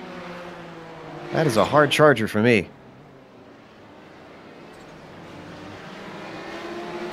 Went a little wide there in the Western Horseshoe, but keeps it together. He's not too far behind Michael Thompson. This could become a battle between those two. Almost was before they hit that traffic that we saw the replay of. Hey, Jimbo Pfeiffer making his last stop here, guys. I believe he is the first taker on 3 stops. I believe Lionel Callisto actually just came down about 35 seconds ago. Still in there wrapping his stop up now. I stand corrected. Callisto being the first one then for his 3rd scheduled stop. Both of them teammates once again. We've been seeing that a lot with the Alliance guys. Very closely grouped pit stops. These are very fast. Yeah, so short to the end, Bill. That's not surprising. Just enough. Give me enough to get her done. Adam Young also coming down. I'll confess my ignorance on this one. Do you have to pay for tires? Is the tire and fueling at the same time on the Nissans? Do we know? It is, yes. The tires and fueling at the same time. But when you're short fueling like that, I don't know that you're taking tires. Right. Yeah.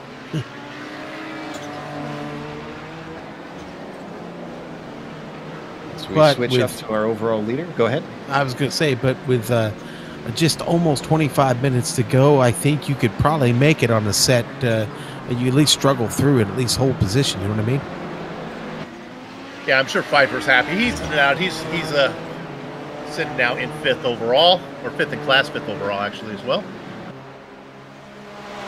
So do we know if Lionel Kalisto has taken his last stop? I'm seeing on my timing and scoring, he's got 3 in the box so far. Yeah, he's good to go. He's good to go from here.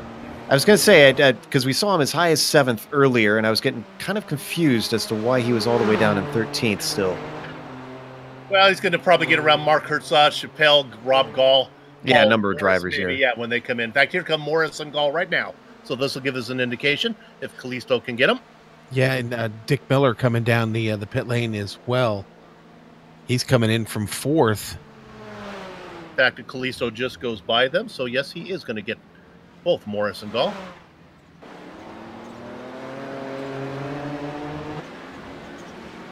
I'm seeing Morris and Gall still out on track, actually. Oh, you're right. Oh, Brett Stevens, why is he stopped? Let's see what happened to the Texas driver. Just pulls it over. Oh, no. Stevens had contact. Is that Torres? Yeah, that looks like Torres to me. Coming through turn 6. Here we're going to see from above. Oh. Yeah, Stevens loses it coming out of the exit here, Joe. Watch this. That I bet you it was turbo lag right there, man. I think you're right. That looks like a pretty blatant turbo lag. And man, he had been accelerating for a while, so that tells you just how bad it is. Wow, the gearbox cam might need a little bit of repairs when we get that one back from Stevens' car. He's going to pay for that. These cameras aren't cheap, Joe.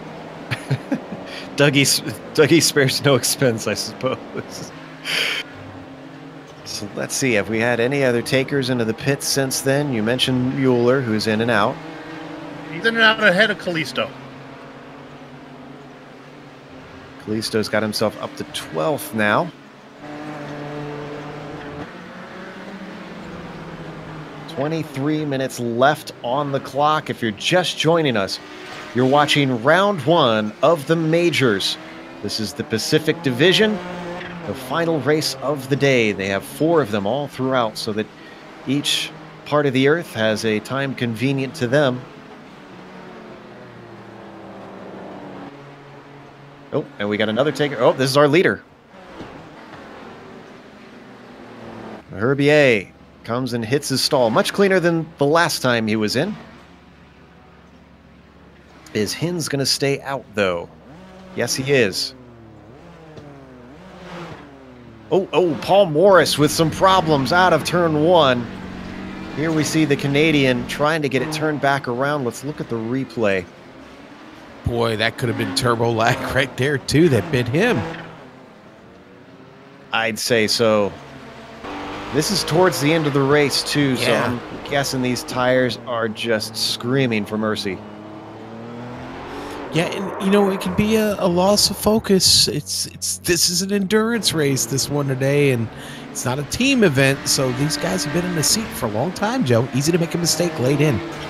They've been out there for 2 hours now, and it's going to be 2.5 total. 2 hours, 24 minutes if you want to get exact. They have been sitting and racing.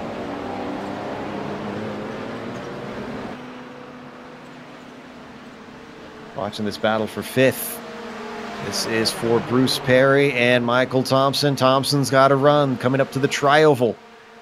However, Perry's going to make him go the long way around. Sometimes that can pay off if you can be braver on the brakes in this car. No such luck this time. Perry holds on to 5th. Both those drivers still have that splash and go to make. There's our 007 cam there in action. No. Can't do too many bars of that soup. Yeah. Be careful. I was at a second. I was wondering what our director was warning us about, but he was warning us about YouTube would not I'll try not to sing on tune next Bill may time. have been a music teacher. I don't think he's that good at singing, but how about some love to Kevin Hill, the number 742, this Country Time Lemonade machine. Guys is out in third. I don't know if we've talked about him at all. I think he's going to be one to watch this season. Remember, it's not just wins that'll get you this championship. It is consistent results. Who's that off track ahead of him? That's Rob Powers just getting it back going again. But yeah, Kevin Hill, name that we're not familiar with. Where does he hail from? Mid-South. Looking on my little info chart, I have no information about him. Boy, he is truly a mystery man. Well, Kevin, if you're listening, definitely want to talk to you after the race if you stay in this podium spot. He's the shoveler of the Blue Raja. I understand that reference, Bill. You didn't confuse me on that one. Half of our viewers, though, are wondering what you're talking about. On that one too. It's a movie. Ignore it. All right, Bruce Perry comes in for his stop. So this is going to move him down the order. Here we see Kane Lasky. Guess who he's battling with? First two guesses don't count. Yep, there you go. Still, way wide there for Lasky. Starting to bleed to the edge of the limit. They've got traffic coming through who's going to have to wait because he's getting bottled up. That's our second place, currently first place driver, I should say, Thomas Hinz. Unfortunately, being caught out by the defensive move by Kane Lasky, who was trying to hold back Thunhorse, but unfortunately put our Nissan driver in a bad position. And no wonder he wants to get through because he's already got Leherbier behind him. So that is our overall leader ready to take the lead back before Hinz takes his pit stop.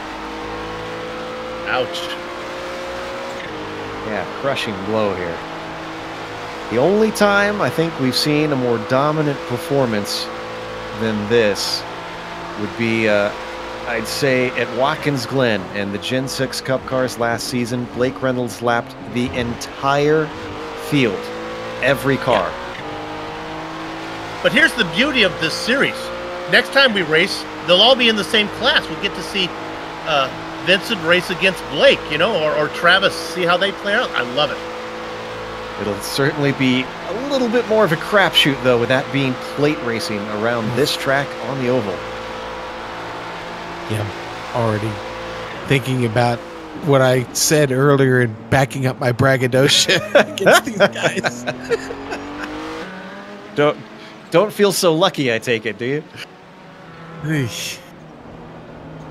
already scrambling about changes to my set for Daytona in the Cup car. Thomas Hinz about to put a lap on Dick Mueller. Last car in the lead lap right now in 7th.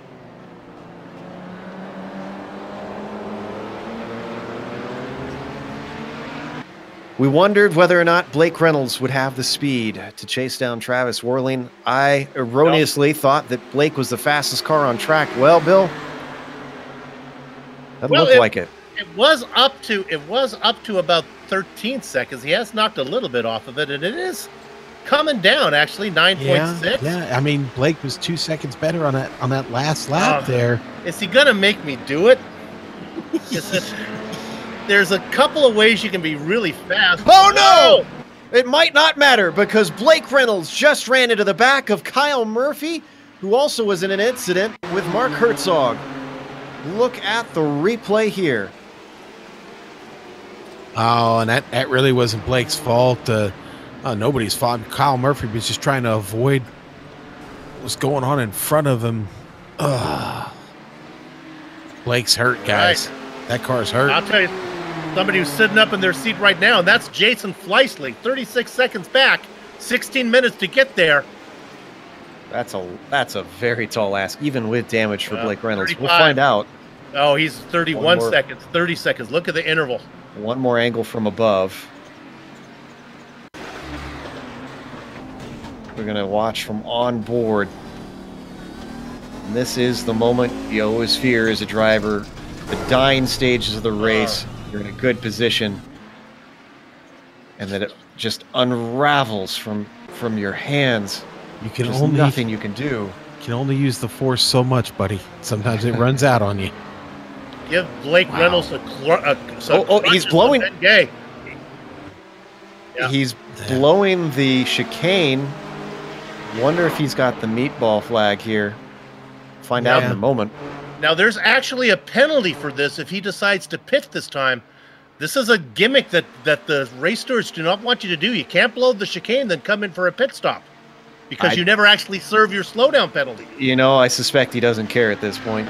Yeah, I think we're hearing from Texas Club on the chat that he meatballed and that he is out. So I don't know exactly what he is out means, but he took his spare car. Okay. How did that spare car?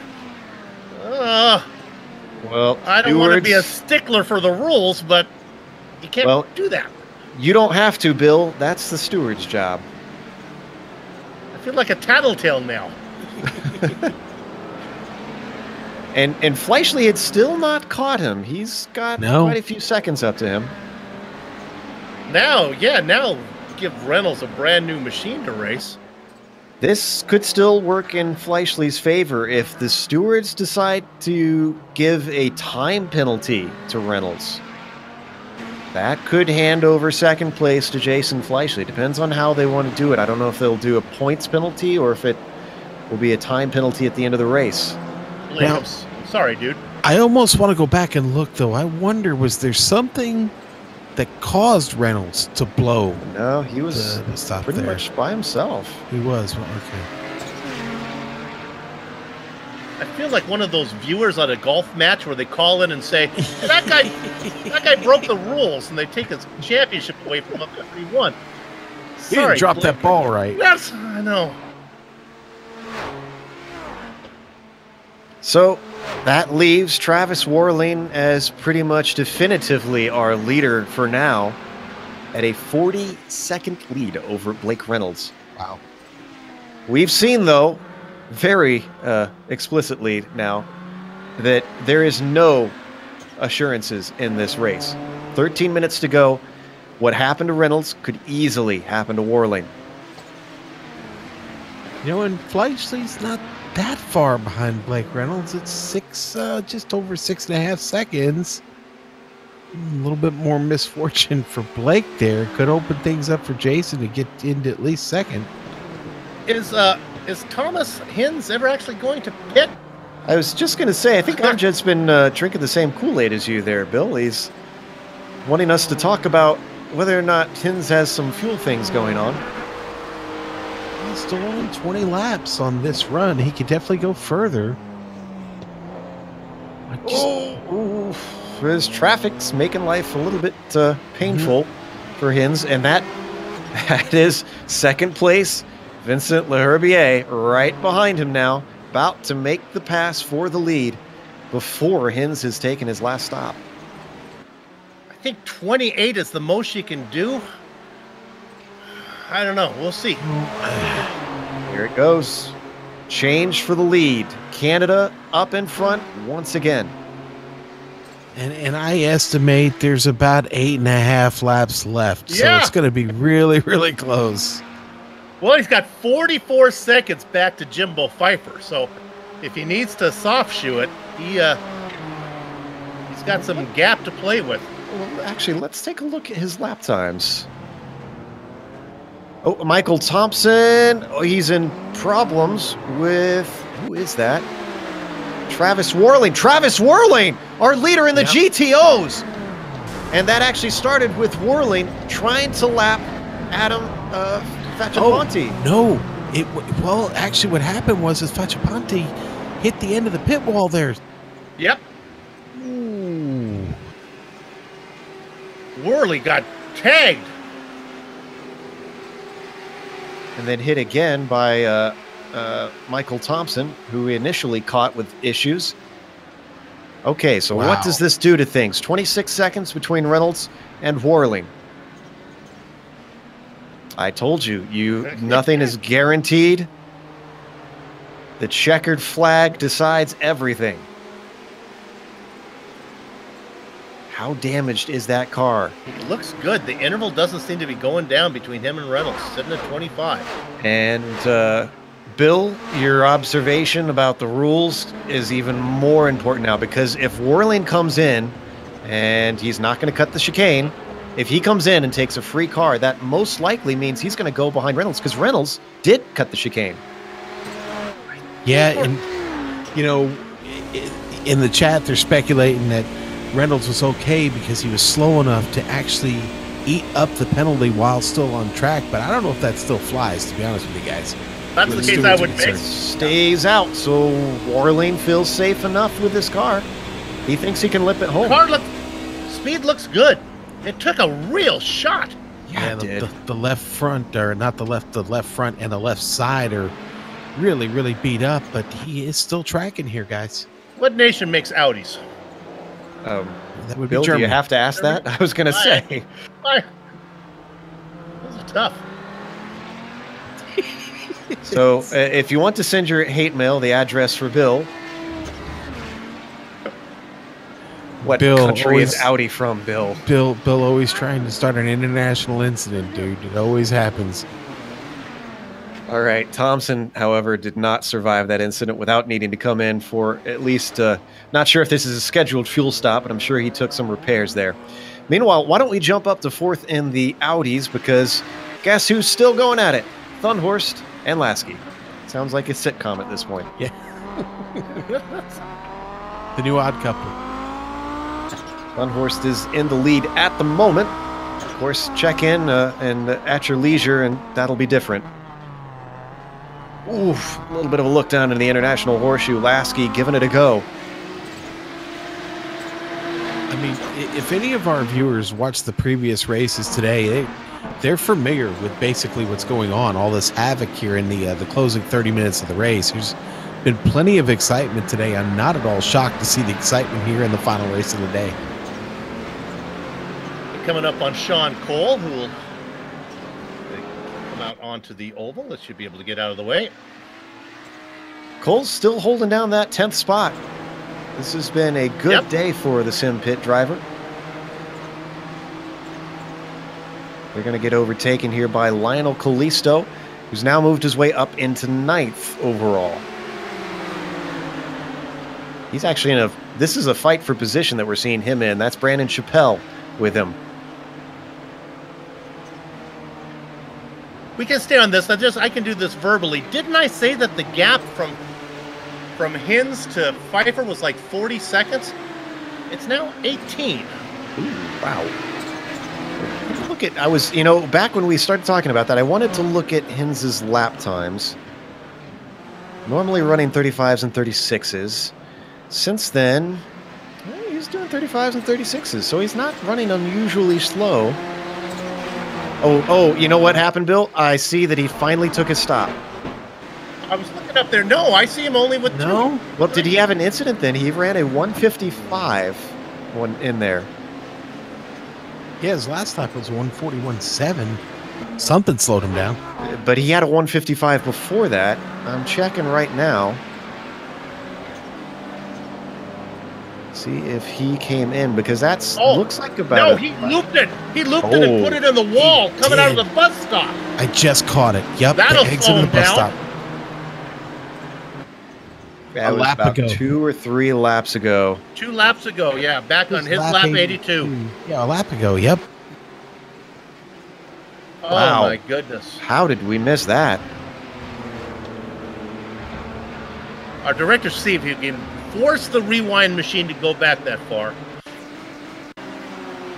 Let's see if we can pull it up. It was in the bus stop. You see some damage on him already. I think this might not be the lap. We'll know if he spins it here. Nope. Yep, there we go. Now we've got it. You saw just the end of it. We're going to go back a little bit farther. And he did have some traffic in the way. His pace has definitely been affected by this.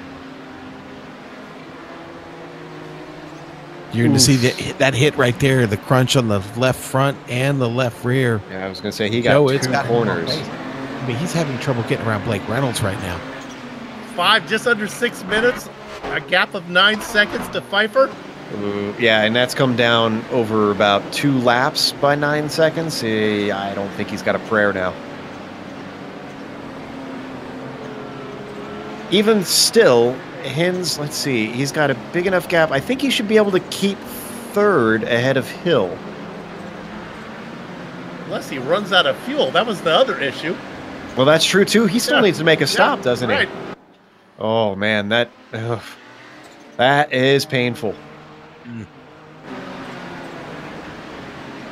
Also have a battle for 5th starting to brew up. That's Dick Mueller chasing down Rob Gall.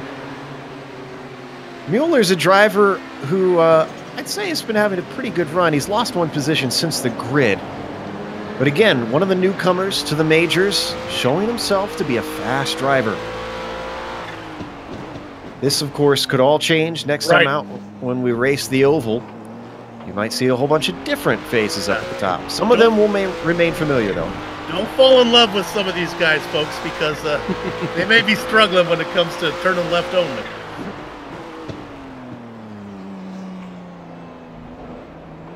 We wondered whether or not Warling can get to the end and keep Reynolds. Well, Mueller, as we ride on board, having an issue coming out of the Western Horseshoe. Ooh. I'm going to say it again. I think it was turbo lag. The word of the day. You know what? I don't think maybe we just didn't pick it up enough early on, but it certainly seems late in this race it's been a big issue. You know, worn tires and probably a relatively dirty track, I think, might contribute to that. 3 minutes left to go on the clock. I was just about to talk about Warling, who is our GTO leader. He's got 25 seconds over Reynolds. If he can keep the car out of trouble, it looks like he can take this win, his first win in the majors and his very first attempt. Same thing. Well, no, not the same thing for Vincent Leherbier. We've seen him race before, but still, first race of the season. This will be a nice start for the Canadian. You know what? I'm going to go out on a limb here. Uh-oh. I think Hins is going to keep this car out on track. I think he's soft shoeing it right now. Well, he's about to lose second position because here comes Pfeiffer. Oh, and Kevin Hill is quick in there too. That's right. You know, Pfeiffer's only 5 seconds up on Hill. I think Hins is going to try and run this to the end. He's got Reynolds in front of him, punching a hole in the air for him, letting him save a little bit of fuel. Here we ride on board with Pfeiffer, chasing him down. Kevin Hill, one of the quietest podiums you'll ever see. That's if he gets by Hins in time. 2 minutes left to go now. Where is Herbier? He's coming around. We're doing 135 laps. So we got 2 laps to go, we believe. Yeah, that's more important than you think. I mean, Hins doesn't need any more laps than needed. Well, Hins hasn't been overtaken by Pfeiffer yet. He's waiting behind him. Not sure if this is him not having an opportunity. Oh, look at how quickly he goes by. I would have thought he'd been a little bit more of a hurry with Hill being not far back. But Hill's still about 2.5 seconds behind and gaining on Hins. I think he's going to get him. I'm almost certain he's going to get him at this point. There you can see them both in the same shot.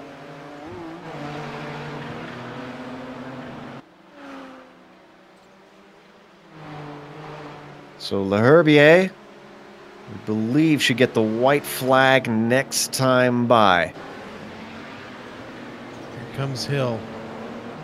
He's going to go ahead and get around Hins. Hins is just that far off pace, guys. Yeah, with them being on the oval portion especially, you know that his top end is suffering. Good news is the bleeding stops here. It's a minute back to Rob Gall in 5th. As long as he can keep it pointed forward. Nicely done by the double lot of Jimbo Pfeiffer.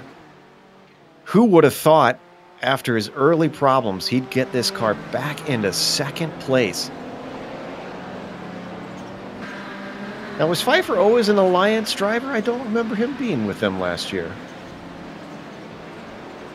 Boy, I'm struggling to remember myself right now, Joe. He always runs the Gulf livery, so we'll look into that. White flag is out with a mere 15 seconds left on the clock for Vincent Leherbier as he crosses the line. Almost going to be a victory lap for him. 46 seconds back to Jimbo Pfeiffer. Now Thunhorst and Lasky are coming out onto the oval right now, so they'll get this one and they'll get to go around one more time, right? Yeah. Yeah, get a full lap to duke it out. We'll have to figure that one out. Catch up with him. There's Travis coming through for his final lap now. A lot of traffic for him. Easy, boys. Wow, just a lot of cars there. Vincent Leherbier is done with the infield for the last time. Comes up onto the banking. The time is coming down a little bit. It's about 42 seconds now, but it's really no worry at all for Jimbo Pfeiffer. He's lapped everyone up to 4th place. Thomas Hinn's going to be the last car on the lead lap of this race. That is impressive stuff.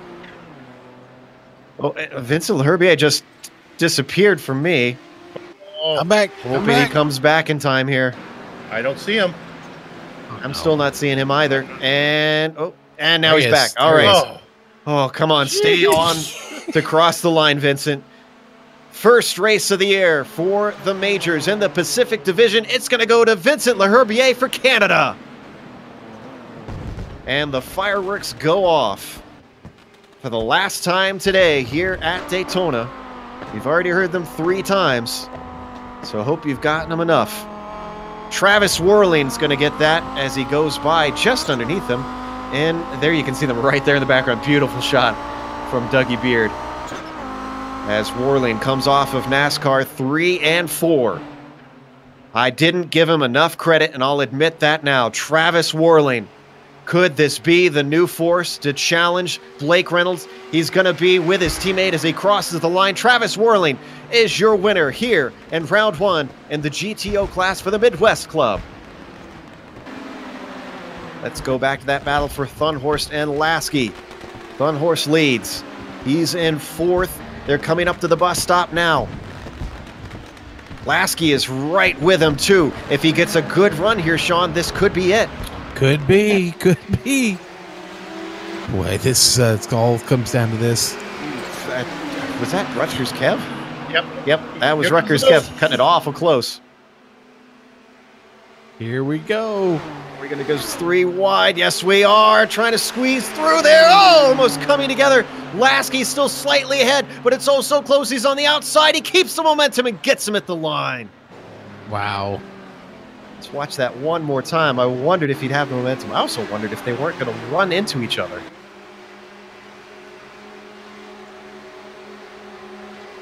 Ugh. At 4 wide for a brief moment. There was a car down on the low side there. Kyle Murphy ran out of fuel. I know we're watching that replay, but look at that. Kyle Murphy ran out of fuel.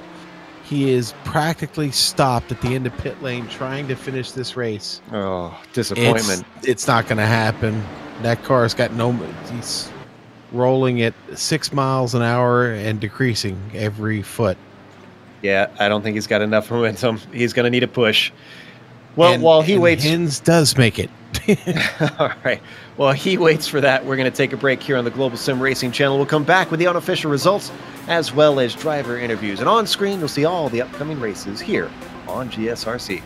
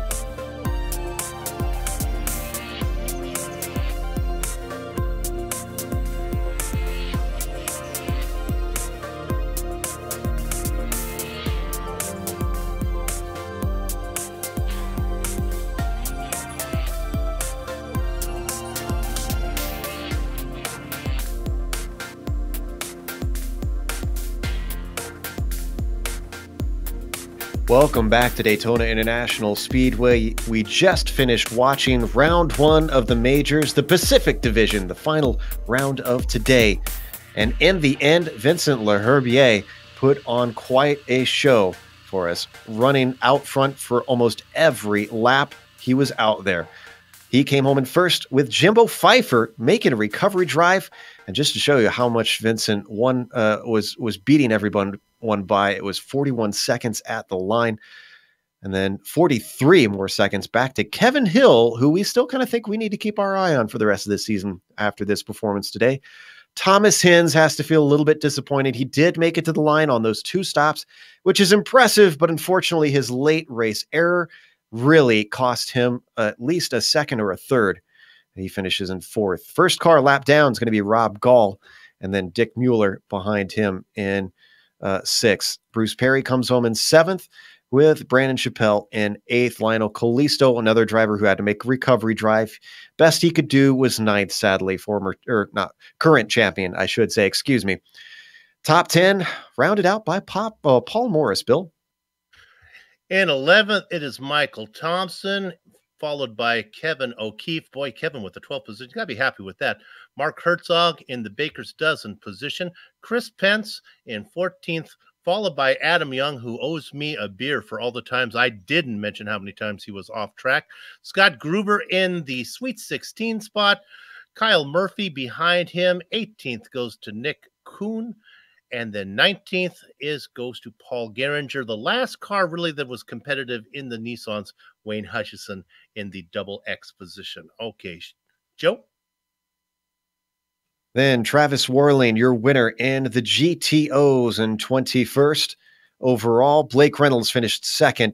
A surprise to us. We thought that maybe he would take home the win, even though Travis kept him honest and eventually beat him on strategy. Jason Fleischle was not able to be fast enough to run down Blake after his late race problem. He still gets a podium finish, which I'm sure Jason will at least be happy with that much. Kane Lasky pips at the line. Matthew Thunhorst. Kane finishes 4th. Matthew in 5th. Mark Torres finishes 6th for the GTOs. 7th goes to Brian McGreevy and 8th to Paul Slavonik. 9th to Brian Barnes. And the top 10 goes to the Sim Pit driver, Sean Cole. Christopher Hurlow finishes in 31st overall with Chad Barker in 32nd. Dan Garber in 33rd. Richie Hearn, not a typical night that we're used to seeing for him. He finishes 34th overall. Then they're split by the Nissan of Rob Powers, driver who really struggled tonight. Gary LaViolette comes home 36th. Jeff Stabnow 37th, and Matt Gelder 38th. Then in 39th, you've got Marcus Tracy, and rounding out the top 40, Sean, it's Aaron Stowe. Okay, I'll get the rest here real quick. Jeremy Morrison will finish 41st, 20th in class. And let's see, 42nd, 21st in class, Adam Fetchaponte. And Brett Stevens, the Nissan, will finish 43rd overall, 22nd in class. Bryce Roberts, 44th in his Audi. Joshua Cotton, 45th, 23rd in class. 46th for Mitchell Coronet. Clark Archer, who popped a motor early, got back in the race, completes 47 laps. He will finish 47th overall, 23rd in the Nissans. 48th overall, Dalton Baldwin. Lynn Kinchlow will finish, 24th in the Nissans, 49th overall, 50th overall. Scott Corbin and his Nissan. Gustavo Cianfarini will finish 51st. Let's see, 26th in the Nissans. And Brian Granlund, last car, he completed 9 laps, guys, 26th in his Audi in class and 52nd overall. That is your field. And we have our winner, Vincent Leherbier, ready to talk to us down in victory lane. Vincent, 41 seconds at the line. This almost seems like a bit of a silly question, but would you consider this a strong car for you? Yeah, I mean, I really didn't expect this, especially when we started practicing. It's such an animal. I was like, man, this is going to be a nightmare of a race, but just kept plucking away and putting in the laps, and paid off. Now, for a lot of drivers, it seemed to be the difference, at least in lap times and losing pace with one another, dealt a lot with traffic. Do you consider yourself particularly good at dealing with multi-class racing, since these cars have a very wide difference in lap times? Personally, I've always enjoyed racing multi-class and endurance racing. That's my favorite, really. The traffic is just a matter of being patient and just making sure you understand what the other guy is doing. Sometimes it gets a bit hairy, but it's just stuff happens, right? So. Now, we've seen this Workiva on a lot of cars around today, and it's on yours. Can you tell us a little bit about that? Is this a sponsor? Or is this a team? Yeah, Workiva is a sponsor of ours. From our team name is Kinetic Racing, and we got a bit of a sponsorship with Workiva. Basically, they deal with file management and data management and whatnot. So, if you're into that kind of stuff and you want to link spreadsheets together and different sort of stuff like that, check them out. All right. Well, again, congratulations on the win today. Real quick before we let you go, though, are we going to see more of this season? Think you can get any more wins? Hopefully. Daytona is going to be definitely interesting, but as a team, we'll keep practicing. So hopefully we can just be consistent to win the championship, really. All right. Already thinking long-term, Vincent L'Herbier, our winner here today overall. And up next, I believe we're going to be talking to our winner in the GTOs. And who is with? That's with Bill. Travis, let's go right to that final pit stop. I'm yelling at you from the booth when Reynolds came in. I said, you got to come right in, but you had a plan. You stayed out, and it all worked out for you. Did you know that was going to play out that way?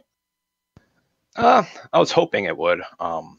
I was spending the entire race fuel saving, and I knew that if I could get a few laps by myself, I would be able to pull a few fast laps together and hopefully pull a gap. And I was really surprised when I came out and had, I think it was like a 10-second gap. So in the end, it actually really worked well. And then, just to make it exciting, you almost give it away.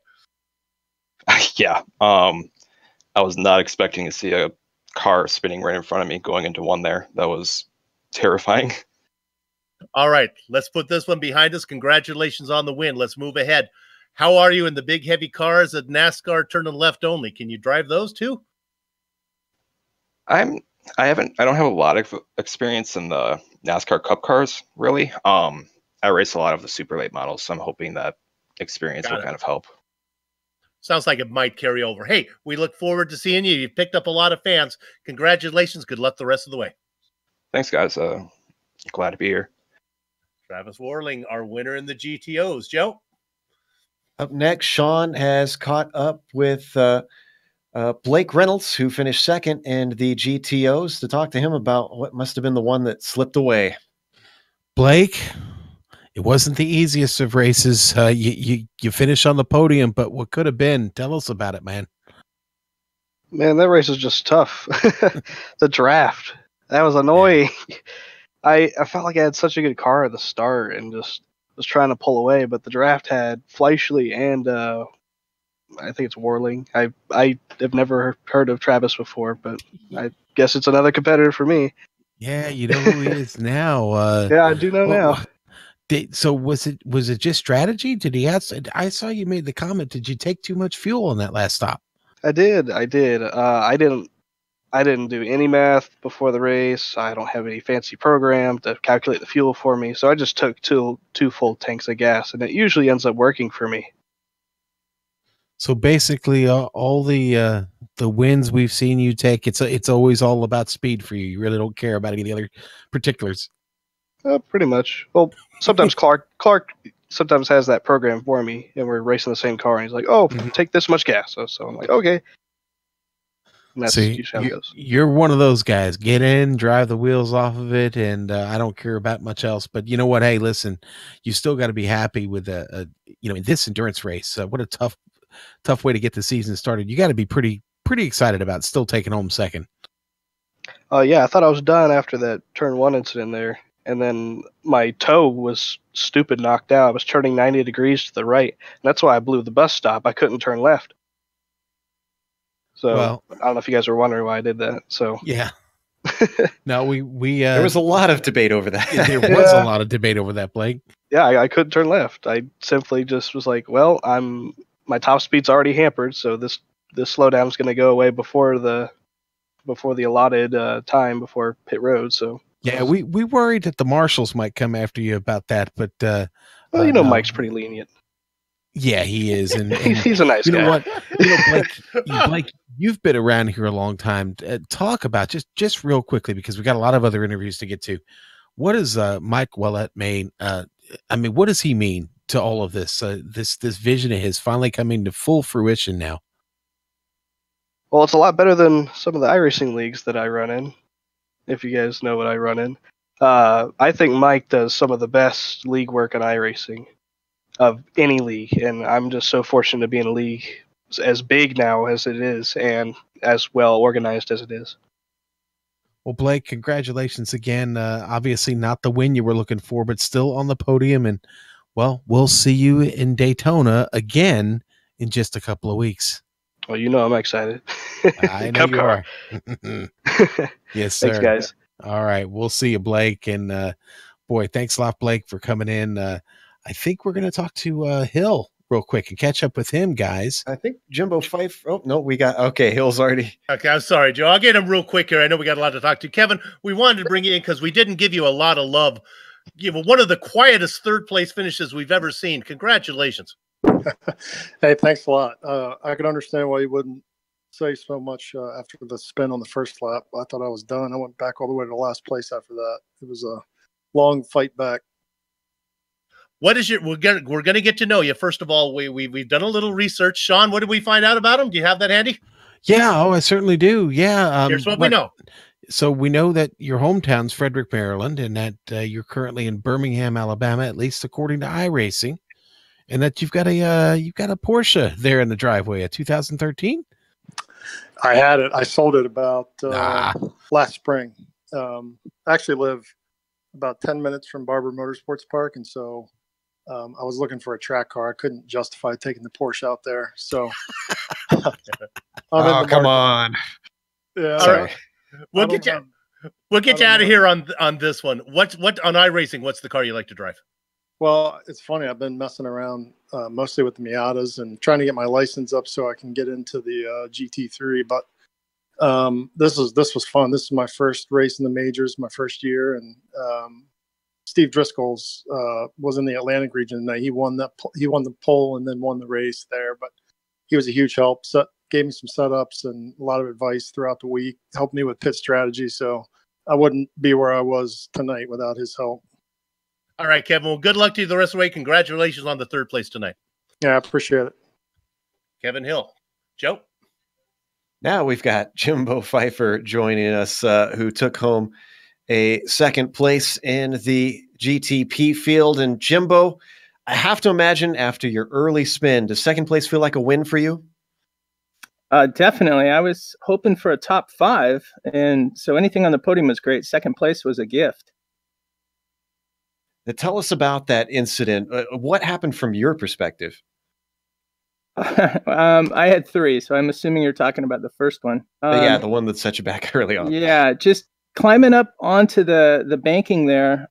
It's really touchy in that Nissan, and if you try to floor it, you got about a 50-50 chance. And so I wasn't flooring it. I was easing onto the throttle and still spun and just was kicking myself. And the thing doesn't handle in the grass very well, so I got back a little too far. Well, this is certainly going to start your season off right. And sorry for being a little quick. We have a lot of interviews to get through, but are you already thinking maybe championship potentially with this good result today? No, I am not thinking championship, but I think Alliance showed well over the course of the weekend. So I'm hoping we can get a Constructors' Cup. All right, team player for Jimbo Pfeiffer, second place finisher in the GTPs. One last interview to do. Final podium finisher in the GTOs, and I believe Bill is going to talk to him.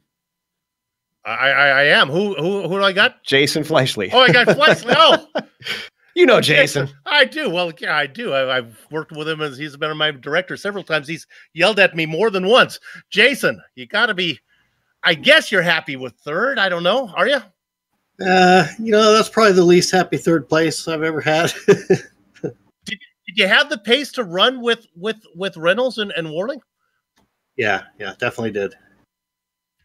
I know you were in there. You guys, you and Reynolds were leading a little bit. Warling wasn't having any of that. He was saving fuel, and then things went south on you. Yeah, got my pit stop done and came out and got it inside in the horseshoe, 3 wide. I was inside as tight as I could be. Still got hit. Yep. What is your real world schedule? You're going to make a full assault on the majors this season? That is the plan. Yep, that is the plan. Well, I know you're disappointed with third, but come on. After we interview with Blake Reynolds, he says I don't practice at all, and he gets this. It's so discouraging, these guys. So come on, third place. 95% of us would be happy. So go ahead, sleep well tonight, man. Yeah, I'm happy. I would like to have been in the mix with those two guys, until the end, because I knew we were just going to be riding. And whoever's in the back is going to save the most fuel, and whoever's leading was burning the most. But Blake didn't seem to mind, so we let him hang up there. And it was really cool that that those two guys just chilled out, and we just did that first stint, running together. We weren't really battling. Then that was key to us pulling away from the rest of the field. And I'm just disappointed I wasn't there in the end, because that could easily have come down to. If we didn't run into that bad luck, it could easily have come down to the last lap, crossing the line. That's why it's racing. Hey, long season. Good luck down the road. We'll see you right back here again on the ovals in a couple weeks. You bet, guys. Take care. All right, Jason Fleischle. That's our podium, and unfortunately, apologies to those who are waiting in our interview room, but we really just are way over our time normally, so we've got to close up today.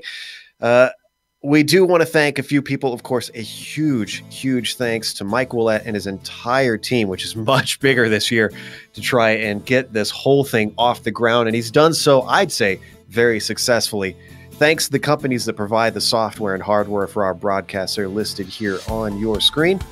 Additional thanks to Eric Ekholm and Casey Lalonde, who provide our wonderful music. See the screen for how to get a hold of more of their great work. Thanks to the team today, Amjad, Bill, Sean, and Dougie. If you'd like to find out more about GSRC, including upcoming races, you can find it at globalsimracingchannel.com. You can also check us out on social media. We're on Twitter at GSR Channel. We're also on Facebook at /GlobalSimRacingChannel. The next race, we're going to be at Daytona once again, not going anywhere, except this time it's going to be all on the high banks. Gen 6 Cup cars. And that'll be Saturday, February 17th at 3:45 p.m. Eastern. We also have upcoming races for other series listed on the screen, so check those out and mark them down on your calendar. However, until next time, race clean, race hard, and we'll see you on the track.